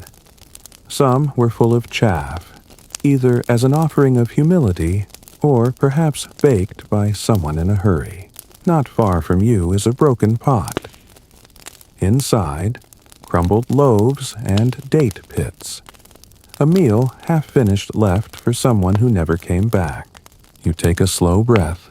In the silence of the tomb, surrounded by paintings of jackal-headed gods and falcon-eyed kings, it hits you. This isn't about freshness anymore. It's about memory. These loaves are echoes. Echoes of kitchens and courtyards of laughter, and labor of sacred rituals and daily routine. They are time capsules of a civilization that knew deep in its flour-dusted bones that nothing truly lasts except for the things we make with care. A faint breeze stirs behind you. Sand, maybe, or something else. Your guide lights a small incense cone. The smoke curls up and mixes with the scent of ancient grain and linen, wrapping around you like a lullaby. You rise. The loaves remain silent guardians of hunger and hope. And as you leave the tomb, stepping back into the starry hush of the desert night, your thoughts drift like flour through the air. Maybe one day someone will find your loaf, and maybe it'll still be there, whole, warm with meaning, ready to be remembered. You descend from the tomb and quiet your feet soft on the gravel path, your heart full of something you can't quite name. Not grief, not awe. Something in between, something shaped like a loaf left behind for someone you'll never meet. The stars twinkle overhead as you return to the village outskirts where the fires have dwindled to coals, and the air smells like night and sleep and, oddly enough, figs. You follow the scent. It leads you to a low-walled house where the door hangs open a curtain, fluttering like a sigh. Inside, a group of women are seated cross-legged on woven mats surrounded by baskets. You peek in. They're laughing, working quickly with sticky fingers, and shaping what can only be described as the dessert breads of ancient Egypt. You're just in time for the sweet course. Someone waves you in and you sit among them. One woman hands you a fresh piece. It's soft palm-sized and still warm. You bite and immediately blink in surprise. It's delicious. Rich with mashed figs, sticky with honey, and dusted with crushed nuts. A flavor bomb. And not a single grain of sand. This is festival bread, sometimes known as sweet loaves or fig cakes. These weren't made daily. These were special reserved for holidays, weddings, harvest celebrations, and temple feasts. The kind of bread that made the gods sit up straighter. You glance into a nearby bowl and find the ingredients mashed dates, powdered carob, a drizzle of palm syrup. No refined sugar. No chocolate. No butter. Just the natural sweetness of Egypt's sun-soaked bounty. And even these sugary delights had their place in the preservation game, because sugar, as it turns out, helps keep bread fresh. Historians now believe that ancient Egyptian bakers intuitively understood this. Sweeter loaves made with dried fruits and honey held moisture longer and resisted staleness. They stayed soft for days, sometimes longer, especially when wrapped in oiled cloth or stored in sealed containers. One woman proudly holds up a batch of what look like tiny pyramids. You raise an eyebrow. She grins. For the god Thoth, she says. Yes, even dessert breads were shaped and stamped for offerings. Some looked like birds, others like scarabs, or even stylized eyes of Horus. One fringe theory suggests that these loaves may have been tied to dream rituals left near the head overnight to encourage divine visions. Not confirmed, but let's face it. Sleeping next to a honey-caked pyramid loaf can only lead to interesting dreams. A little boy scampers in, grabs a handful of fig cakes, and dashes out before anyone scolds him. The women laugh and let him go. Bread, after all, is meant to be shared, especially the good stuff. You lean back, fingers, sticky mouth, pleasantly full. You watch as more loaves are wrapped in cloth and packed into small jars. Some will go to neighbors, some to the temple, some inevitably to be forgotten on a high shelf rediscovered weeks later, still soft and sweet. And this brings you to one of the most overlooked facts of all: sharing bread was a survival tactic. In tight-knit communities, loaves moved from house to house, not just during festivals, but during hardship. A bad harvest, a sick child, a failed oven, any of these might result in a quiet gift of bread left at a doorstep, no words needed. Bread was economy. Bread was empathy. Bread was community. You're handed another loaf, this one stuffed with what looks like mashed lentils and sprinkled with sesame seeds. It's savory, earthy, totally different from the fig-laced sweets, but no less comforting. Dinner, someone says with a wink. You nod. Agreed. Historians still argue whether these variations of filled or stuffed breads were common among all social classes, or mostly seen in festival settings. Some murals show offerings of filled loaves. Others depict plain ones. The real answer, probably both, depending on your flour supply, your luck, and your priest's mood. But one thing is certain: the filled breads were the ones people remembered. You sit for a while longer, the room warm and golden, the loaves stacked like little edible temples between you and the clay walls. One woman begins to hum a lullaby as she shapes her final dough of the night. Another wraps a fig cake with delicate fingers and places it into a jar sealed with wax. You ask her why. She smiles. For my daughter. She leaves for marriage tomorrow. I want her to remember this. Bread as memory. Bread as love. Bread as portable history. And then a quirky moment, someone pulls a small loaf from the fire, charred around the edges. A mistake. A joke. She laughs, breaks it open, and reveals a surprise whole nuts tucked inside, toasted to perfection. An experiment, perhaps. Or maybe she's just the kind of baker who knows that if you're going to burn something, make sure there's treasure in the middle. The women begin to pack up. The fire dims. The laughter fades. A few final loaves are placed into sealed jars, and one is offered to you. You bow, slightly accept it, and slip it into your satchel. It's warm, heavy, still steaming. You know it won't last forever, but tonight it will. And maybe that's the whole point. The stars are high and bold, now shining so clearly over the Nile Valley that you feel like you could reach out and pull one down like a lantern. You move through the village with a full belly and a soft step, weaving between sleeping goats and shuttered homes until you reach a simple structure near the edge of the water. Inside, a few embers still glow. You're invited in by a man sitting cross-legged, his fingers stained with flour, his eyes kind. He's older than most, hair silvered by decades, shoulders still strong. But what he offers you isn't just tea or a seat. It's a story, and it starts with a question. What did the pharaoh eat that the workers didn't? You smile, expecting a joke. He doesn't laugh. He reaches beside him and lifts a basket draped in linen. Slowly, he unwraps the contents and reveals royal bread, or at least his version of it, made with the same methods passed down by bakers who served the temples, the courts, and the crown. At first glance, the loaf doesn't look much different than the others you've seen round flattish golden.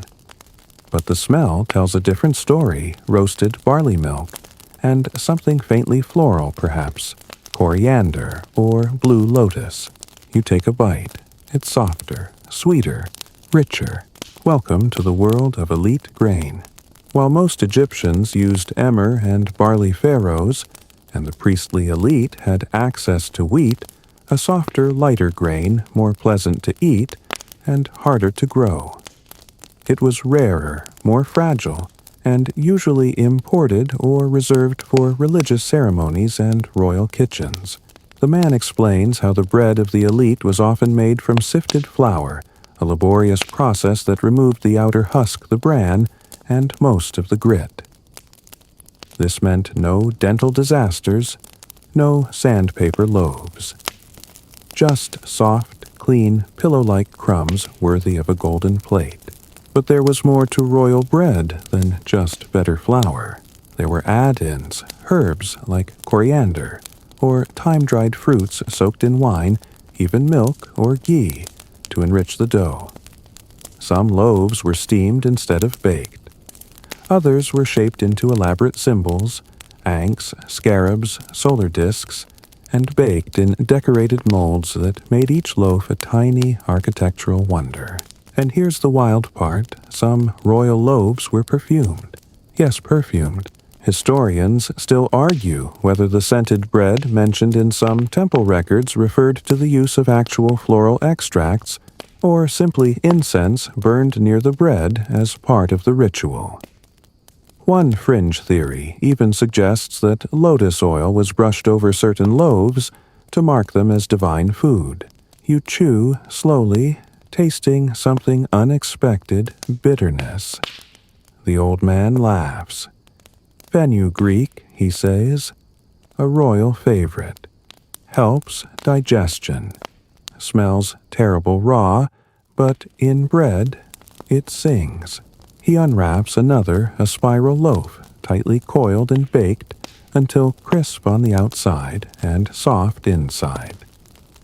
This style was reserved for high holidays and temple sacrifices.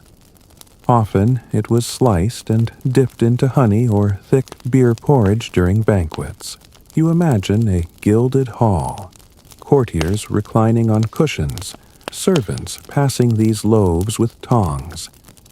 Musicians play, dancers twirl, and someone somewhere bites into the exact spiral of grain you're holding now. Even food could be status, especially food. Still, the old man shrugs. It fills the belly all the same, he says, whether you eat it in gold or in silence. He's right. Royal bread might have been richer, fancier, more perfumed, but it was still bread. It still rose. It still fell. It still cooled. It still crumbled. He hands you another loaf, this one lighter dotted with poppy seeds. A foreign grain, he says. Came from the north, brought in by the Hyksos. We copied, their style changed the recipe, claimed it was ours. You nod, chewing thoughtfully. Egypt had centuries of outside influence. Foreign grains, foreign techniques, foreign flavors. Some embraced, some rejected. Some absorbed so completely that no one remembers the origin anymore. Like how flatbreads evolved into spiral rolls, how beer bread became temple offering, how one kingdom's survival loaf became another's royal dessert. History, you realize, is yeast. It grows, expands, mutates, and swallows whatever it touches. The man shows you a final loaf, small, dark, and oddly delicate. It was baked not with grain alone, but with nut, flour ground tiger nut to be specific. A kind of luxury flour used in small amounts, often mixed with honey and oil. And here's your quirky tidbit of the night. Tiger nut cakes were sometimes baked inside other loaves. That's right, bread-stuffed bread. A soft honey cake tucked inside a harder wheat shell. Like a Middle Kingdom Kinder egg. He gives it to you. You bite through the crust and inside warm sweetness. You don't even ask how he baked it. Some mysteries taste better unsolved. He smiles satisfied and begins packing away the rest of his loaves. Pharaohs die, he says, but bread lives. You step outside full in every sense, the Nile whispering softly in the background. and you realize you've eaten like a king tonight, not because of what was in the bread, but because of who shared it with you. You rise at dawn again, not out of obligation, but because you feel drawn to the stillness that lingers before the ovens ignite and the village starts murmuring again. The Nile is glassy in the distance, reflecting pale light. A single ibis picks its way along the edge of a reed bed, unbothered by history or crumbs. And speaking of crumbs today, you're headed to a place that's not quite sacred, not quite practical. A place where sweetness and celebration meet in soft loaves and sticky fingers. Today, you're visiting the baker of ceremonial treats, a woman known across the village. Not just for her skill, but for the way she makes bread that borders on art. You arrive at her courtyard just as she's sprinkling something fragrant onto a round loaf. She beckons you in without a word, placing the loaf on a large flat board covered with dozens of others in varying shapes and sizes. These aren't ration loaves. They're not survival discs. They're not even for the gods. These are for the living to mark births, weddings, new seasons, and sometimes even victories in disputes over goats. You watch her work. Her fingers are quicksure. She plucks fig halves from a clay bowl, presses them gently into the dough. Then a swirl of honey, a scatter of sesame seeds. Then a second layer of dough, folded and pinched at the edges like the rim of a pie. She stamps the top with a carved wooden disc, a sunburst. The loaf is set aside to rest.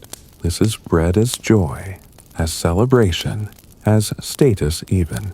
While most daily loaves were functional and plain, these ceremonial loaves were designed to be beautiful.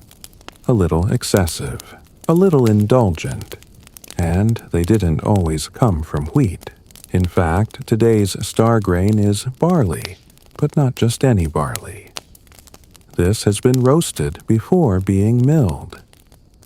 The result, a darker flour with a toasty flavor and a richness that whispers of luxury. Historians still debate whether these loaves were eaten in their entirety, or only shared symbolically cut in slices passed in rituals or given as gifts with the understanding that only the first bite mattered. One quirky tidbit, some of these celebration loaves were painted, yes, painted with natural dyes like saffron turmeric or crushed hibiscus petals, giving them red or yellow patterns baked right into the crust. Think of it as ancient edible tie-dye. And get this, some included surprises inside. You lift one loaf. It's light, almost suspiciously light.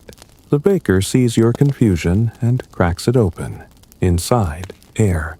It's hollow. She grins and pulls out a bundle of herbs tucked inside the crust, a gift perhaps, or a symbolic offering. Some of these hollow loaves held herbs, others small tokens, a bead, a piece of papyrus, maybe a charm or figurine. Was this for fun? For fortune-telling? For protection? Historians still argue. You chew. The ceremonial breads were often made in advance, especially before festivals or seasonal changes. Families would gather for baking days, preparing dozens of loaves that would be distributed across the village. Some were given to elders, some to midwives. Some left anonymously on thresholds like edible blessings. You take a seat beside the baker as she begins shaping another batch. This time, braided loaves, 3 strands of dough twisted together. She explains quietly between breaths that the braid represents past, present, and future. It's not just pretty. It's symbolic. You're eating a prayer for time, and it gets deeper. Some communities shaped their loaves based on omens. If a baby was born under a certain star, they might get a loaf shaped like a fish. If the Nile had flooded particularly high bread, might take the form of waves with curled edges and dotted bubbles. You realize that bread wasn't just a way to mark time. It reflected time. The stories of a year, the good, the bad, the soggy, were told in dough.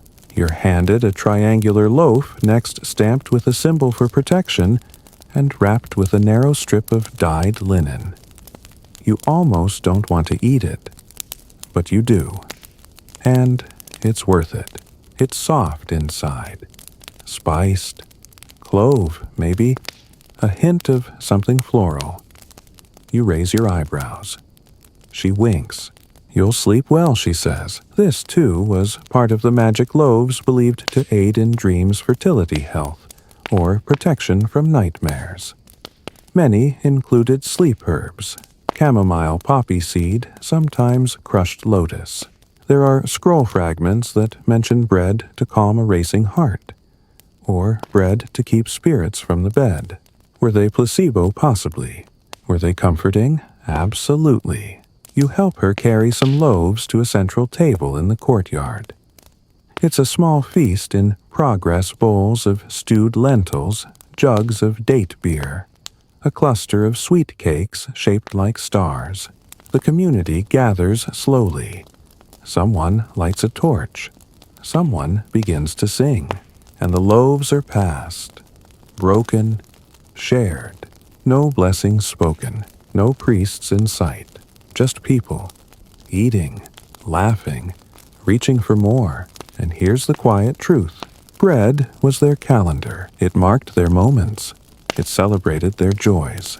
It softened their losses. It gave shape to the unseen hopes, fears, seasons love. And tonight, in the flickering firelight with crumbs on your lips and sweetness in your teeth, you understand.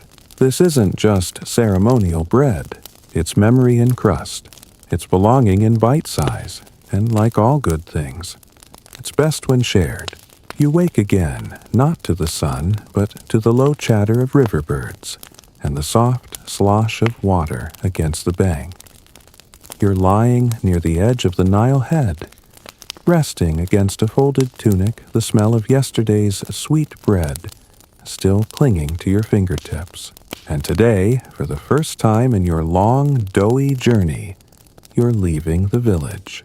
You board a narrow wooden skiff helmed by a trader, a man with sun-creased eyes and forearms like carved cedar.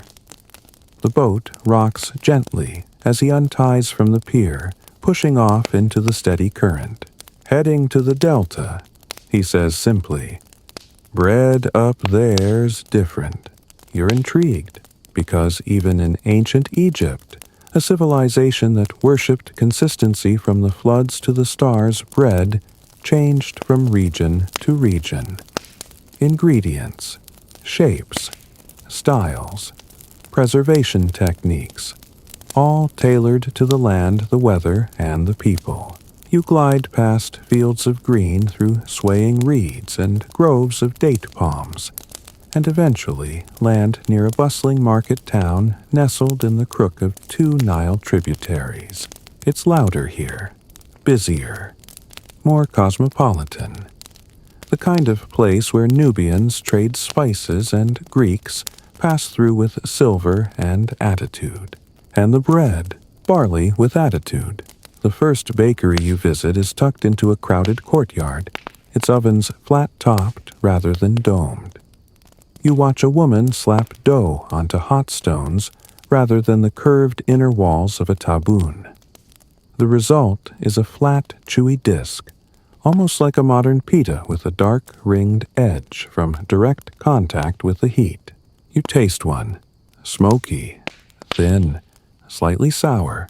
She calls it hapt, and wraps it around pickled fish and vegetables grown in the marshes. It's travel bread designed to be folded, packed, dipped, and eaten on the move. It dries well and rehydrates easily. Traders love it. Boatmen survive on it. And the preservation trick, salt. Salt in the dough. Salt in the fillings. Salt in the wrapping herbs. Historians still argue whether salt was primarily used for flavor or food safety. In truth, it was both. The salt drew out moisture, staved off mold, and made the bread last longer without losing its chew. It also turned it into the world's earliest sandwich wrap. At another stall, you find a man baking rolled loaves, flattened, smeared with crushed lentils and garlic, then rolled like scrolls and baked until sealed shut. They're cool when served, sliced into little spirals and dipped into oil. You raise an eyebrow. He grins. Keeps 2 days in the jar, he says. 3 if you pray to the right God. A jar nearby confirms the claim. Inside are 3 spiraled loaves stacked carefully with vine leaves between them to prevent sticking. The smell is earthy, almost fermented. You try a slice. It's rich with a kick of onion and a surprise crunch pine nuts. He shrugs. Sometimes stones. Depends on the mill. This is regional innovation. The farther you get from the temples, the more playful the bread becomes. Less about divine order, more about function and flavor. You wander further, drawn by the scent of baking over coals. Here, a baker is preparing something odd dough on sticks. He wraps strips of dough around long green reeds, holding them over the fire like marshmallows. Once browned, he brushes them with sesame oil and hangs them in bundles from the stall roof. For the boats, he says. Dry in the air. Keep 10 days or more. That's the key. Here in the Delta, with its damp air and changing winds, air drying became a powerful preservation method. Bread wasn't stored in jars as often. It was hung exposed to breeze and smoke where mold struggled to take hold. You pass a shop where a family is stacking small disc-shaped loaves onto skewers like kebabs, setting them near an open window. One woman sprinkles them with dried mint. Another packs them into a travel jar lined with fig leaves. It's elegant, low-tech, effective, and then you reach a final bakery near the edge of the marsh, where something peculiar catches your eye. Charcoal black bread. Loaves so dark they look burned until you pick one up and realize they're not. They're colored. With what? Burnt date seed powder, the baker says. For health. For preservation. He breaks one open. Inside, sweet, chewy crumb. Outside, bitter, earthy crust that feels protective. It turns out that some communities used ground charred herbs and fruit pits to create a natural mold barrier. Others claim it helped with digestion. Either way, it worked. You buy one and wrap it carefully in cloth. A travel loaf and a medicine in one. Quirky enough for you. As the sun begins to dip, you sit by the water with your parcel of regional breads. Rolled, skewered, blackened, salted, flattened, each one a response to geography, to wind, to moisture, to distance, to people. And you realize something oddly comforting. Egypt wasn't one kingdom. It was a network of kitchens, each one trying to outsmart the same villain spoilage.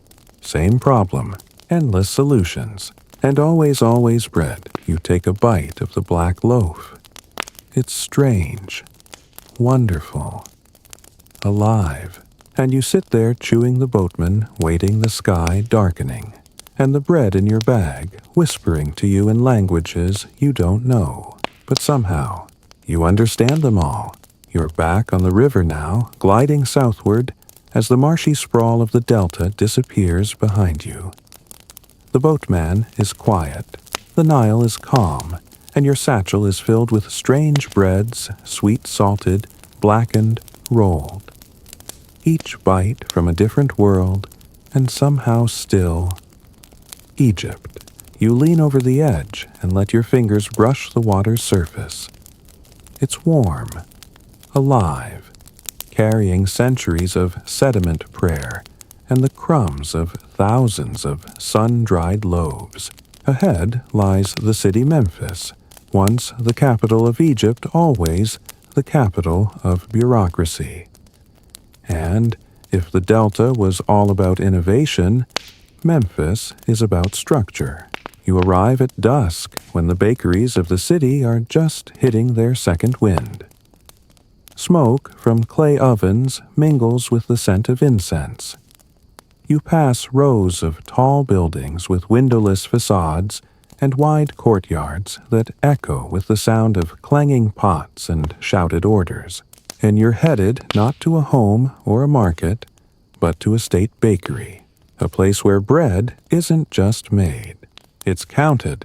You're greeted at the entrance by a scribe. He's holding a reed stylus, a waxed board, and the general expression of someone who takes loaf accuracy very seriously. He leads you past tall jars filled with flour baskets of cracked barley and a side table where a junior scribe is literally weighing bread with a counterweight scale. Yes, weighing bread, because in Memphis bread wasn't just food, it was data. Every loaf baked here is part of a ledger. Every batch recorded. Every grain accounted for. You walk down the central corridor and find walls covered in carved stone charts, bread quotas for priests, for labor crews, for military officers. Rows of tiny hieroglyphs next to numbers and symbols that translate roughly to things like mixed barley, emmer 14 fingers long 3 per man. This is bread by the book. You reach the main baking chamber where dozens of workers in linen kilts move in tight, practiced formation. One dumps flour. One pours water. One stirs the slurry into a thick dough in a massive clay trough. Another scoops with their bare hands, slapping it onto a series of standardized molds. And that's your focus for tonight, the standardized loaf. Unlike in the villages or marshes where loaves might be playful or improvised, state bread had rules. Specific weights, specific shapes, official stamps. You couldn't just toss a disc into the oven and hope for the best. It had to be measured often twice and sealed with a symbol of the baking institution. The head baker, barefoot, sweating, and somehow cheerful, shows you one such mold. It's clay shaped like a rectangle with shallow sides and the image of a seated god carved into the bottom. He pours in dough and presses it flat. 2 for Ra, 1 for Thoth, 6 for the overseer, he mutters half to himself. The finished loaves are lined up on a woven mat and left to cool beneath a linen cloth. Nearby, someone is fanning them to keep flies off. Another is marking each one with red ochre, a tracking code of sorts. You ask how long they'll keep. 3 days in sealed baskets, the head baker says. 5 if you hang them. 7 with salt. He grins. You want 10 days, bake it dry, and don't eat it. And there it is again, the trade-off. Moisture, harkast, pleasure. Dryness, hardastir, survival. Egyptian bakers were constantly choosing between what tasted best and what lasted longest. And the scribe, he's watching everything. Each batch gets recorded on a papyrus scroll cross-referenced with ingredient logs, checked against temple delivery quotas. If something's off, you answer to the overseer. One quirky tidbit. In some documents, bakers were held legally responsible for underweight loaves. If your bread didn't match the standard size, it wasn't just an embarrassment, it was theft. You were shorting the gods. Or worse, the army. And if that happened too often, you could be replaced or reassigned to ditch duty. You linger in the shadow of a massive grain silo, watching as another group of workers begins hauling in sacks for tomorrow's batch. The baking never stops. Not here. Not in Memphis. Because here, bread isn't emotional. It's infrastructure. It's logistics. It's the glue between the palace and the pyramid, between offering table and military ration. You walk past a wall carved with symbols and numbers, a baking calendar.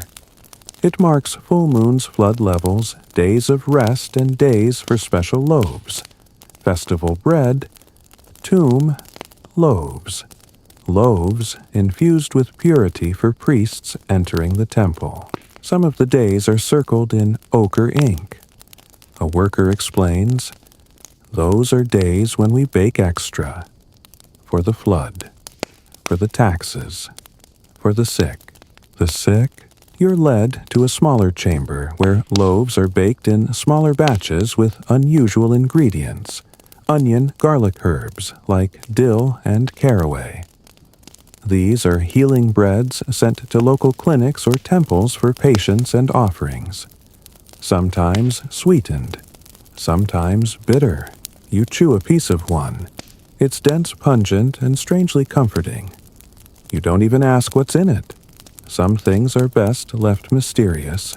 You finish your tour as the ovens cool and the bread scribes tally their final numbers.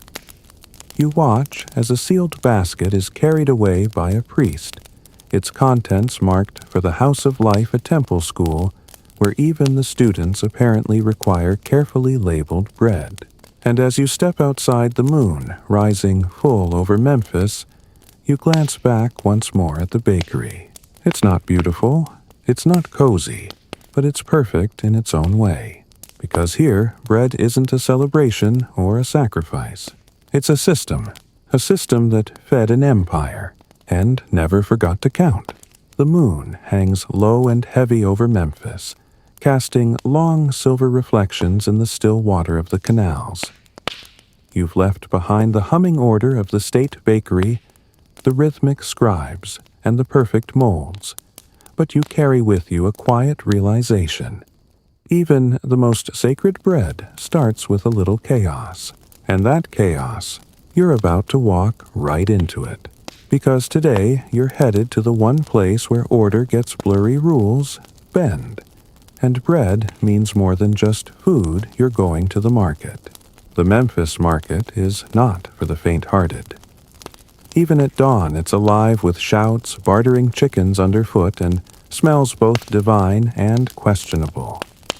It's a swirl of spices, sweat, perfume, and something faintly fishy that you choose not to investigate too deeply. And right in the middle of it all, between a spice vendor with turmeric-colored hands and a woman selling necklaces made of dried beans, sits a long table covered in bread. Dozens of kinds, none of them identical. You've stumbled into the world of the independent bakers, the rebels of the dough world. They're not baking for gods, not for quotas. They bake to sell, to feed, to entice. Each stall is different. One offers round barley loaves wrapped in grape leaves to keep them moist. Another stacks flatbreads painted with saffron and oil glistening like gold coins in the morning sun. A young boy peddles skewered rolls stuffed with garlic paste, cooked on an open brazier until blistered and blackened at the edges. You try one. You make a noise that might be embarrassing if you weren't surrounded by shouting merchants and donkeys wearing necklaces. It's that good. And here's what makes the market special. No two loaves are the same. This is where regional style, personal flair, foreign influence, and plain old experimentation meet. One stall features Libyan-style loaves, imported via traders, spiced with coriander and stuffed with chopped dried meats. Another boasts Nubian honey spirals, sweet dough, coiled around a paste of honey sesame, and crushed nuts baked in pots until caramelized on the outside and still gooey in the center. Historians still argue how much of this diversity was common in everyday Egypt, or if markets like Memphis were exceptional melting pots. Some believe urban centers were havens for food innovation. Others think most people still ate the same plain flatbread, no matter where they lived. But this market proves something else. When people bake to sell, they get creative. You pass a vendor selling morning loaves, which are small soft rolls soaked in watered-down beer and sprinkled with a coarse sugar made from reduced date syrup. They're sold from reed baskets lined with linen, and the vendor hands one to you with a wink. Keeps you steady, he says, and here's a quirky twist: you find a stall where loaves are burnt on purpose. Not in the way that ruins dinner, but strategically charred on one side only to create a crisp edge while preserving a soft middle. The baker insists it extends freshness by a full day and improves the crunch when dipped into stew. You try, you agree. Nearby, another merchant displays small round loaves painted with stripes using red ochre and ground carob paste. These aren't for eating, she says. They're blessings, bread-shaped talismans placed on altars at home, or used in bartering for good luck. Bread as currency. Bread as offering. Bread as decoration. And suddenly you realize the market is more than a place to shop. It's a theater. Each loaf is a performance, a promise, an invitation. You sit near a spice vendor who hands you a steaming roll filled with chopped dates and roasted nuts. It's sticky, decadent, almost uncomfortably good. He smiles. One silver piece buys two, or a song buys one. You hum a lullaby you heard back in the village. He grins, hands you another. Deals made in crumbs and tunes. You watch as a woman barters for 3 lentil-filled rolls with a bolt of dyed linen. A merchant offers free fig cakes to a passing priest. Children share a flatbread the size of a plate, each tearing off a corner like it's a shared secret. This is bread without scribes. Bread without rituals. Bread without rules.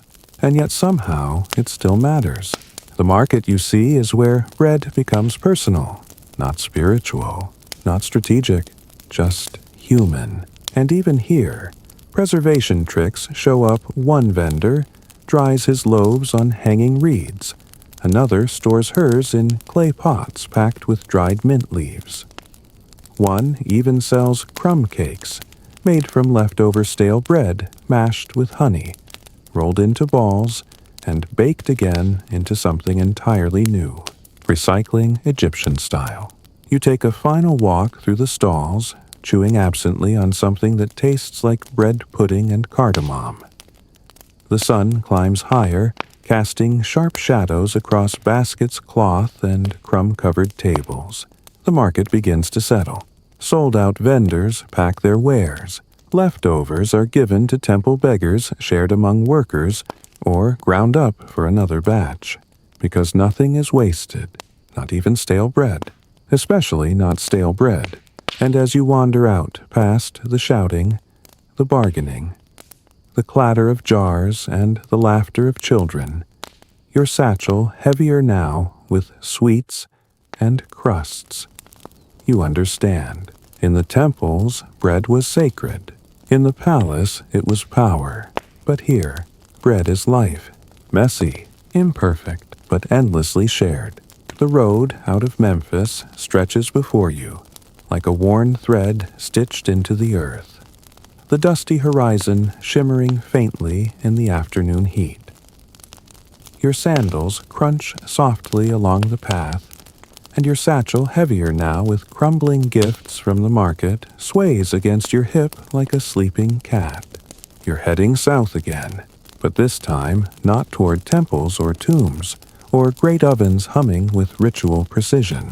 No, today you're visiting the bread makers who traveled, the mobile bakers. You follow a caravan trail dotted with hoof prints and wagon grooves, until a distant cloud of dust resolves into a group of traders unpacking bundles beneath a patchwork tent. Camels grumble. Children shriek and chase one another. Men and women unroll mats and kindling piles with practiced ease. And there, just beyond the camels and water jars, sits a portable oven, a shallow clay pit with a stone base and a ring of glowing embers. Already, someone's kneeling beside it, rolling dough between their palms. They're baking in the middle of nowhere, and it smells glorious. You kneel nearby. A woman smiles and hands you a lump of dough. It's coarse, warm from the sun. She shows you how to flatten it, slap it onto a smooth river stone, and nestle that stone among the coals. You watch, you wait, you smell the toast, the smoke, the faint sweetness of ferment, and just like that it's done. She hands it to you, wrapped in a cloth. It's crisp at the edges, tender in the middle, and tastes like everything you've walked through so far: grain, fire time, and dust. This is travel bread designed for those who moved. Traders, soldiers, messengers, nomads. Even priests on long processions carried portable bread kits, dough, coals, stone. Enough to make something warm beneath the stars. Historians still debate whether these makeshift ovens were standard equipment or improvised genius. Some believe there were baking tents assigned to caravans. Others think it was all DIY. But one thing's clear: bread went everywhere Egyptians did, and preservation on the road it took on new creativity. A man shows you his pack. Inside are long, tube-shaped loaves tightly wrapped in woven palm fronds and coated lightly with oil and ash. This lasts 6 days, he says. 7 if it's dry. You unwrap one. It's dense, chewy, and faintly smoky, surprisingly soft. He explains that the ash prevents mold, and the oil locks in moisture. You take a bite. It's not glamorous, but it feels safe, like something you can count on when the road stretches forever. Nearby, a young boy is helping roll small rounds of dough, each one punctured with tiny holes. His mother explains they're venting the bread. The holes help dry it evenly, prevent cracking, and even allow it to be strung together on ropes for easy carrying. You picture someone walking with a necklace of tiny loaves. Ridiculous, but brilliant. One quirky tidbit in desert journeys: some loaves were intentionally buried overnight to keep them cool. Wrapped in cloth, sealed in pottery placed beneath the sand where temperatures dropped drastically after sunset. The earth itself became a bread cellar. You chew slowly on another round, this one laced with dried herbs, thyme, and wild onion, maybe. It's subtle, but aromatic. You're told these herbs weren't just for flavor, they were antiseptic, helping preserve the bread internally. No mold, less spoilage, longer days between bakes. And then you spot something unusual. A trader pulls out a tiny clay jar and opens it. Inside is a bread paste, a thick, spreadable mash made from dried loaves crushed and mixed with oil and date syrup. Like a sweet ancient Nutella, it's used for dipping, spreading on dried bread, or eating with fingers in the cold. You try it. It tastes like time collapsed into sugar. The caravan prepares to move. Mats are packed, coals extinguished, bread bundles tied onto saddles. But even as they scatter, one loaf is left behind on a flat stone. For the gods, someone says simply, a trail blessing. Even here, bread is a ritual, not grand, not gold-plated, but necessary. You walk with the caravan for a while. People talk, sing, chew. At one point, a woman hands a piece of her last loaf to a stranger with tired eyes. No one says anything. He eats, thanks her, and walks beside her in silence. And just like that, bread becomes companionship. At sunset, the caravan sets up camp again. Fires crackle. Stones are cleaned. Dough is shaped from carried flour, and Nile water stored in jars wrapped with soaked linen. They're making new bread again, in the desert, in the wind, in the in-between. And you realize this isn't a culture that needed luxury. It needed resilience, loaf by loaf, hand by hand, stone by stone. And in the long silence between stars and sunrise, between footsteps and farewells, you feel it. Bread was the map, not drawn in ink, but baked, packed, shared, and eaten. And it always brought you home. Morning arrives without ceremony. The sky warms from ink to amber as the caravan disappears into the desert, leaving only hoofprints, faint smoke, and the ghostly scent of crushed barley and thyme.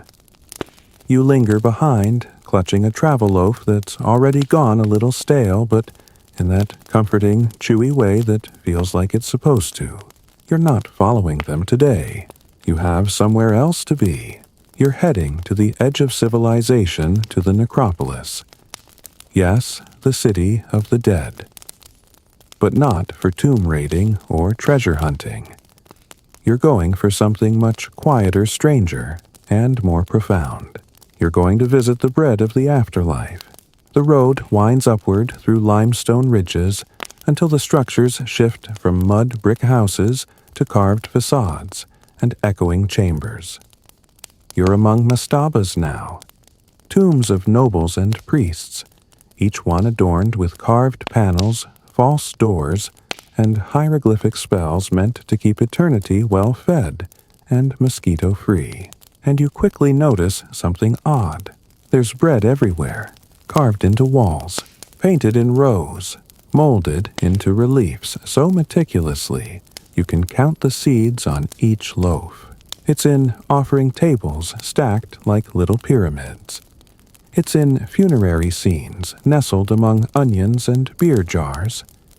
It's even in lists. Some tomb walls are just long obsessive inventories of the types, weights, and shapes of bread the deceased wants brought to them every single day.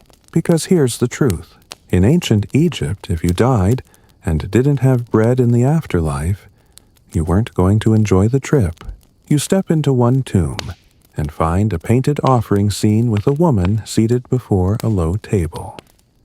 On it, loaves shaped like fish lotus blossoms and even crocodile tails. Realistic enough to make you hungry. Fake enough to make you wonder. Historians still argue how much of this imaginary bread was purely symbolic, and how much was replicated literally during tomb rituals. Some tombs have revealed actual bread still preserved in sealed jars, sometimes petrified, sometimes crumbling sometimes, still vaguely fragrant. You're shown one such loaf by a tomb guardian. It's enclosed in a clay container sealed with linen and wax. The jar was broken centuries ago, but the bread inside still intact. It's small, rounded, dark, scored with a single deep line across the top, likely made with a reed not for beauty, but to ensure even cooking and spirit recognition. Yes, recognition. Because some spells indicate the gods could identify your offering loaves based on shape alone. Talk about signature baking and the preservation method. The ancient undertakers knew their tricks. Loaves destined for the tomb were often triple-baked first, to rise, then to cook, then to dry completely. No moisture, no mold. Just a rock-hard edible memory sealed in jars or wrapped in linen pouches and placed beside the body like a promise. You touch a loaf fragment displayed on a stone plinth. It's hard as a stone, but you can still see the fingerprint in the crust where someone once pressed it flat before baking. A literal imprint of a hand from 4,000 years ago. And then there are the bread models, loaves not made of flour, but clay wood or even wax. Meant as eternal placeholders, they were laid out in shrines or sealed in funerary chests. Some tombs held hundreds of these, one quirky artifact. A clay loaf from a tomb near Saqqara, shaped like a crescent moon with tiny indents carved across the surface. Some scholars think it mimicked sesame seeds. Others believe it represented lunar phases. A few fringe theories even suggest it was a calendar loaf, a symbolic marker of time moving even in death. You descend into a larger chamber, dim and quiet, and find a massive offering table carved from limestone. On it are recesses where real loaves would have been placed during opening of the mouth ritual ceremonies meant to awaken the dead and allow them to eat again. Imagine that your mouth sealed shut by death, your eternity decided by a priest and a tray of symbolic sourdough. One priestly text you glimpse mentions a bread of sunrise, a loaf to be baked before dawn, blessed at the first light and laid before the tomb while the air was still cool. It was thought to help the deceased awaken gently in the afterlife. You try not to think too hard about how they'd eat it. Instead, you reflect on what it meant. These weren't just offerings. They were acts of love, of fear, of habit. Bread was how you said goodbye. Bread was how you said remember me. You leave the necropolis, slowly brushing limestone dust from your palms. The sun is high, now the wind warm and dry. In your satchel is a fresh loaf you baked yourself last night with the caravan folk. You tear off a piece.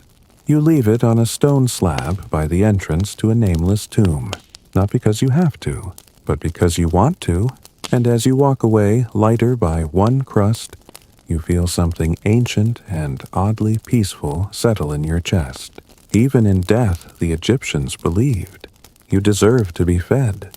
You return to the riverbank by twilight, where the reeds sway like whispering dancers, and the horizon glows with that quiet gold only Egypt seems to master.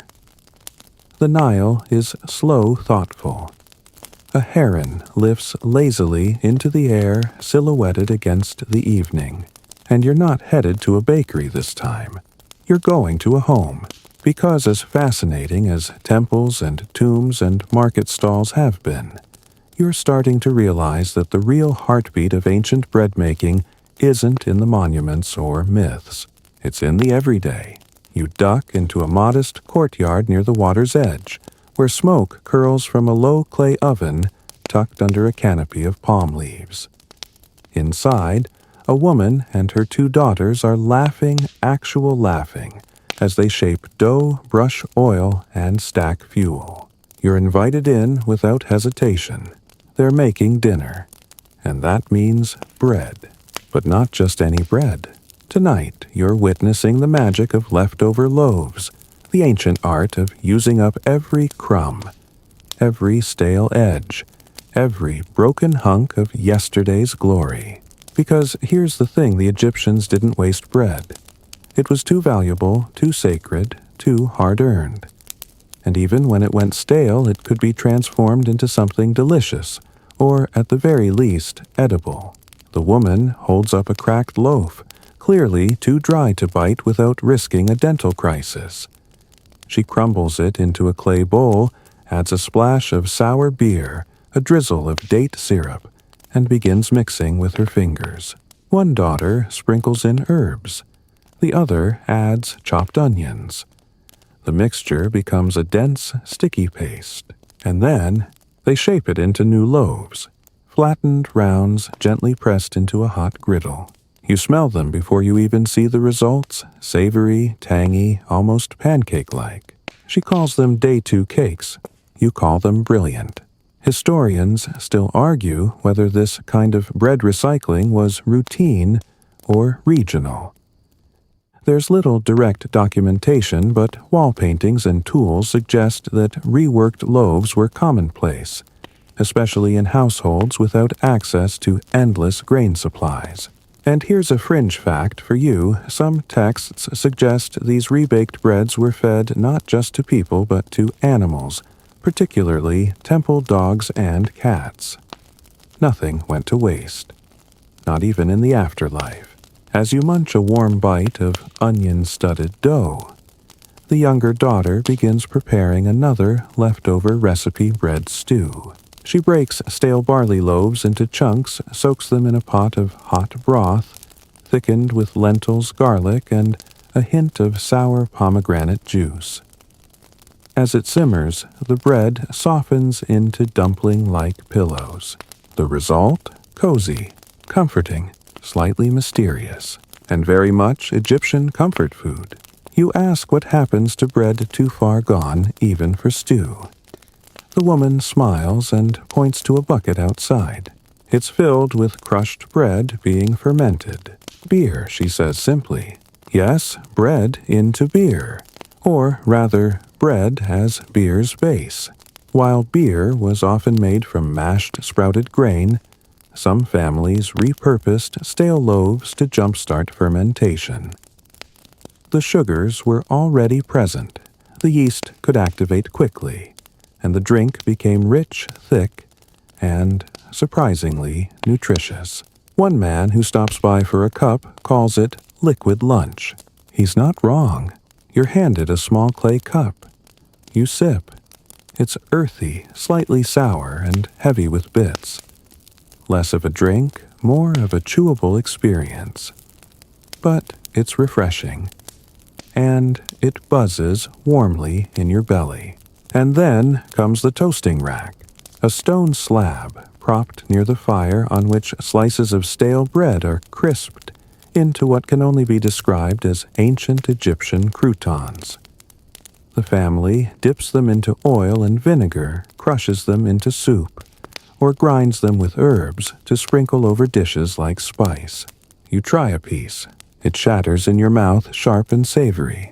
A far cry from soft temple bread, but just as purposeful. One quirky technique the family uses: clay jar softening. They place hard loaves in a sealed pot with a damp cloth and set it near the fire overnight. By morning, the crust has softened enough to eat just barely. It's not glamorous, but it works. And as you sit by the fire, sharing slices and stories, watching embers flicker like ancient stars, it hits you again. Bread wasn't just a food. It was a system of survival, flexible, forgiving, adaptable, much like the people who shaped it. You glance around the courtyard at the daughters play-fighting with dough scraps, at the old man humming as he drinks his mashy beer, at the mother still tending the next batch of tomorrow's loaves, and you see something more than tradition. You see continuity, a link between grain and grace, between yesterday's crusts and tonight's laughter. And as the stars begin to prick the sky one by one, you understand. In Egypt, bread wasn't wasted, because time wasn't wasted. Every meal was a cycle. Every crumb had potential. Every hard loaf had one more story left in it. You finish your drink, tuck a warm, leftover cake into your bag, and step into the night. Full, grateful, and very slightly tipsy. The night is thick with stillness, the kind that hums just under the skin. You walk the banks of the Nile once more this time, not with curiosity, but with a strange familiarity, like someone returning home after a very long errand for bread. The moon rides high, lighting your path as you reach a structure that feels strangely modern in design. Square walls, narrow windows, and the faint smell of documents. You've arrived at an archive, not of stone, not of tombs, but of records, baker's notes, grain receipts, scrolls of temple inventory, little shards of ostraca with hurried scrawls about ingredients and shortages and shipments that went mysteriously missing during the flood season. And tonight, we're getting into the numbers behind the dough. You settle onto a cool bench inside the archive, where a priest scribe begins to explain how the ancients tracked every crumb. He pulls out a palm-sized clay tablet and shows you neat vertical notches. These are rations, he says. This column is for the workers. That's for the priests. and that he points to a deeply scored line is for the animals. Animals got bread, too. Oh, yes. From grain-fed donkeys to temple cats pampered with leftover barley cakes, even the pets were woven into the great carbohydrate economy. In the dim lamplight, you learn that bread was both a currency and a unit of measure. Need to calculate a day's wages. That's 3 loaves. Renting a plow ox for a week. 12 loaves and a jug of beer. Paying taxes. That's bread by the basket. One quirky tidbit, archaeologists have found receipts for bread fines, penalties paid in loaves for minor offenses like skipping temple duty or damaging communal tools. Broke the handle on the barley scoop. That's 5 emmer cakes, buddy. You chuckle. The ancients were nothing if not thorough. Historians still argue whether these rations were truly fair. Did workers get enough? Were priests overfed? Did bakers skim a few loaves off the top? Some scrolls suggest complaints bread too dry, too small, missing spice, or worst of all, under-fermented. Scandalous. You move on to a second room where larger scrolls are kept. These are temple ledgers, and they're beautiful. Columns of flowing hieratic script list deliveries by day phase of the moon, or the presence of certain stars overhead. Some pages even calculate future bread needs based on past flood heights. That's right, they predicted bread consumption using the Nile's moods. You pause at a scroll that reads like a modern spreadsheet, rows of flour inputs, baking times, and weather notations. Apparently, even ancient bakers had to worry about humidity. The scribe laughs when you point it out. 1 flood season too wet, he says. The dough never set. The gods were angry. Maybe the gods were just soggy. You're shown wax tablets with trial formulas, early versions of recipe testing. One reads, barley 3 scoops, water 2. Add, honey stir 9 times, leave near fire. It's a recipe and a poem. A whisper from someone who baked not for royalty, but for family. Then you're led to the wall of stamps, wooden and stone seals, used to mark official loaves. Each had a distinct symbol, a god's eye, a feather, a stylized loaf. Stamped onto dough before baking, they guaranteed the bread's source and authenticity, like branding only sacred. And yes, counterfeiting bread stamps was a thing. Punishable by more than a stern lecture. One particularly beautiful stamp bears the mark of the goddess Hathor, a loaf with a curved horn on either side. You run your finger across its grooves and wonder how many hands pressed this into dough. How many loaves bore its impression? You sit with that thought for a while. In the final chamber, the scribe offers you something unexpected. A tiny, flaking scroll barely legible thought to be a baker's personal journal.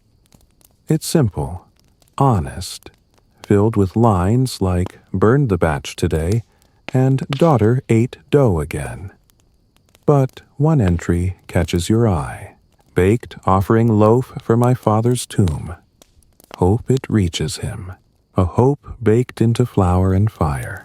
You fold your arms over your chest. Suddenly, this all feels very close.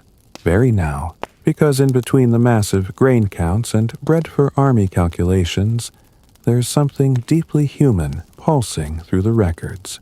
Not just feeding the body, but reaching across time. Bread as remembrance. Bread as message. You thank the scribe and step out once more into the night air. The breeze carries the scent of sweet herbs and a hint of faraway smoke. Somewhere, a loaf is rising. Somewhere else, a record of that loaf is being etched into clay. And you know this somehow, no loaf was ever lost. If not eaten, it was recorded. If not remembered, it was symbolized. If not saved, it was passed on through hands, stamps, scribes, and song. And you're part of that lineage now. You walked the ovens. You shared the scraps. You touched the stamps. And you'll carry those imprints forward, crumb by crumb, page by page. You don't walk anywhere now. You drift, full-bellied and dust-covered memories, braided with the scent of clay and honey and fire.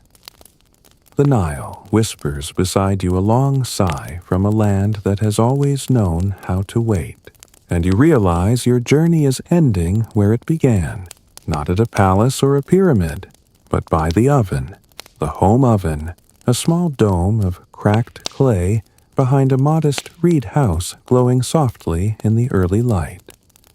A woman different from all the others you've met, and yet somehow the same kneels beside it. She's quiet, methodical folding dough with hands that look like they've never done anything else. You sit beside her. She nods once and places a ball of dough into your palm. You know what to do. The fire crackles low. The embers glow like sleeping suns. The oven's mouth is black with soot and promise. And you begin. You roll, press, shape. You watch your loaf puff, blister brown. You turn it with a stick flick off the ashes and set it on a clean cloth. It's not perfect, but it's yours. As you sit together in the silence, tearing the warm bread and dipping it into oil, you begin to feel a stillness settle over your shoulders, like a robe, or a blanket, or the quiet pride of having walked across 3,000 years of civilization and realizing all along they were just trying to feed each other. That's it. They ground the grain, fetched the water, kneaded the dough, stoked the fire, all for someone else. A priest, a child, a traveler, a god, a friend, a family ghost, a cat even. Bread wasn't just nourishment. It was a language. It said, I'm here. It said, I see you. It said, I'll be back. And you, wandering guest of ancient kitchens and midnight markets, begin to carry that same language in your fingers now. Every touch of the crust is a word. Every fold in the dough a sentence. Every shared piece a story told quietly through mouths too tired to talk. Your host taps your hand. She points to a small clay jar on the ground, sealed with wax, tied with linen. For you, she says. You open it slowly. Inside is a loaf. Simple. Round. Scored down the center. Soft, still. Wrapped in sweet rushes. You don't ask how it's still warm. You don't ask who baked it. You already know. It's yours, and it's also everyone's. You stand feeling the last golden warmth of morning rise behind your shoulders. Birds stir in the reeds. Someone far off shouts for water. A donkey brays.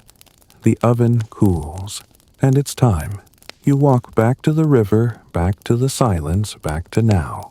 And you carry bread, not just in your hands, but in your chest, your breath, your bones. Because in Egypt, bread was more than food. It was memory. It was love. It was forever. Now feel your body soften. Let your hands rest wherever they've fallen. Let your feet grow heavy. Let your thoughts slow like the Nile easing past moonlit banks. Breathe. You've walked so far tonight, through ovens and tombs, through markets and temples, through the thick scent of barley and the soft hush of crumbling crust. You've touched loaves older than pyramids, and heard stories whispered through flour-dusted hands. And now you're home. The fire is low, the sky is pale, and the last loaf cools on its cloth. No more to carry, no more to remember, only the stillness now. Only the glow behind your eyes. only the quiet, steady comfort of knowing that bread, simple, stubborn, sacred, has always been with us. And always will be. Just like this moment. Just like this breath. Let the day fade from your shoulders. Let the past drift into the dark. Let the warmth of 1,000 tiny ovens settle gently into your bones. And sleep. Sleep as the ancient bakers did after the last crust was stored, and the embers sighed into ash. Sleep with crumbs in your palm and flour on your heart. You are full. You are safe. You are remembered. Good night.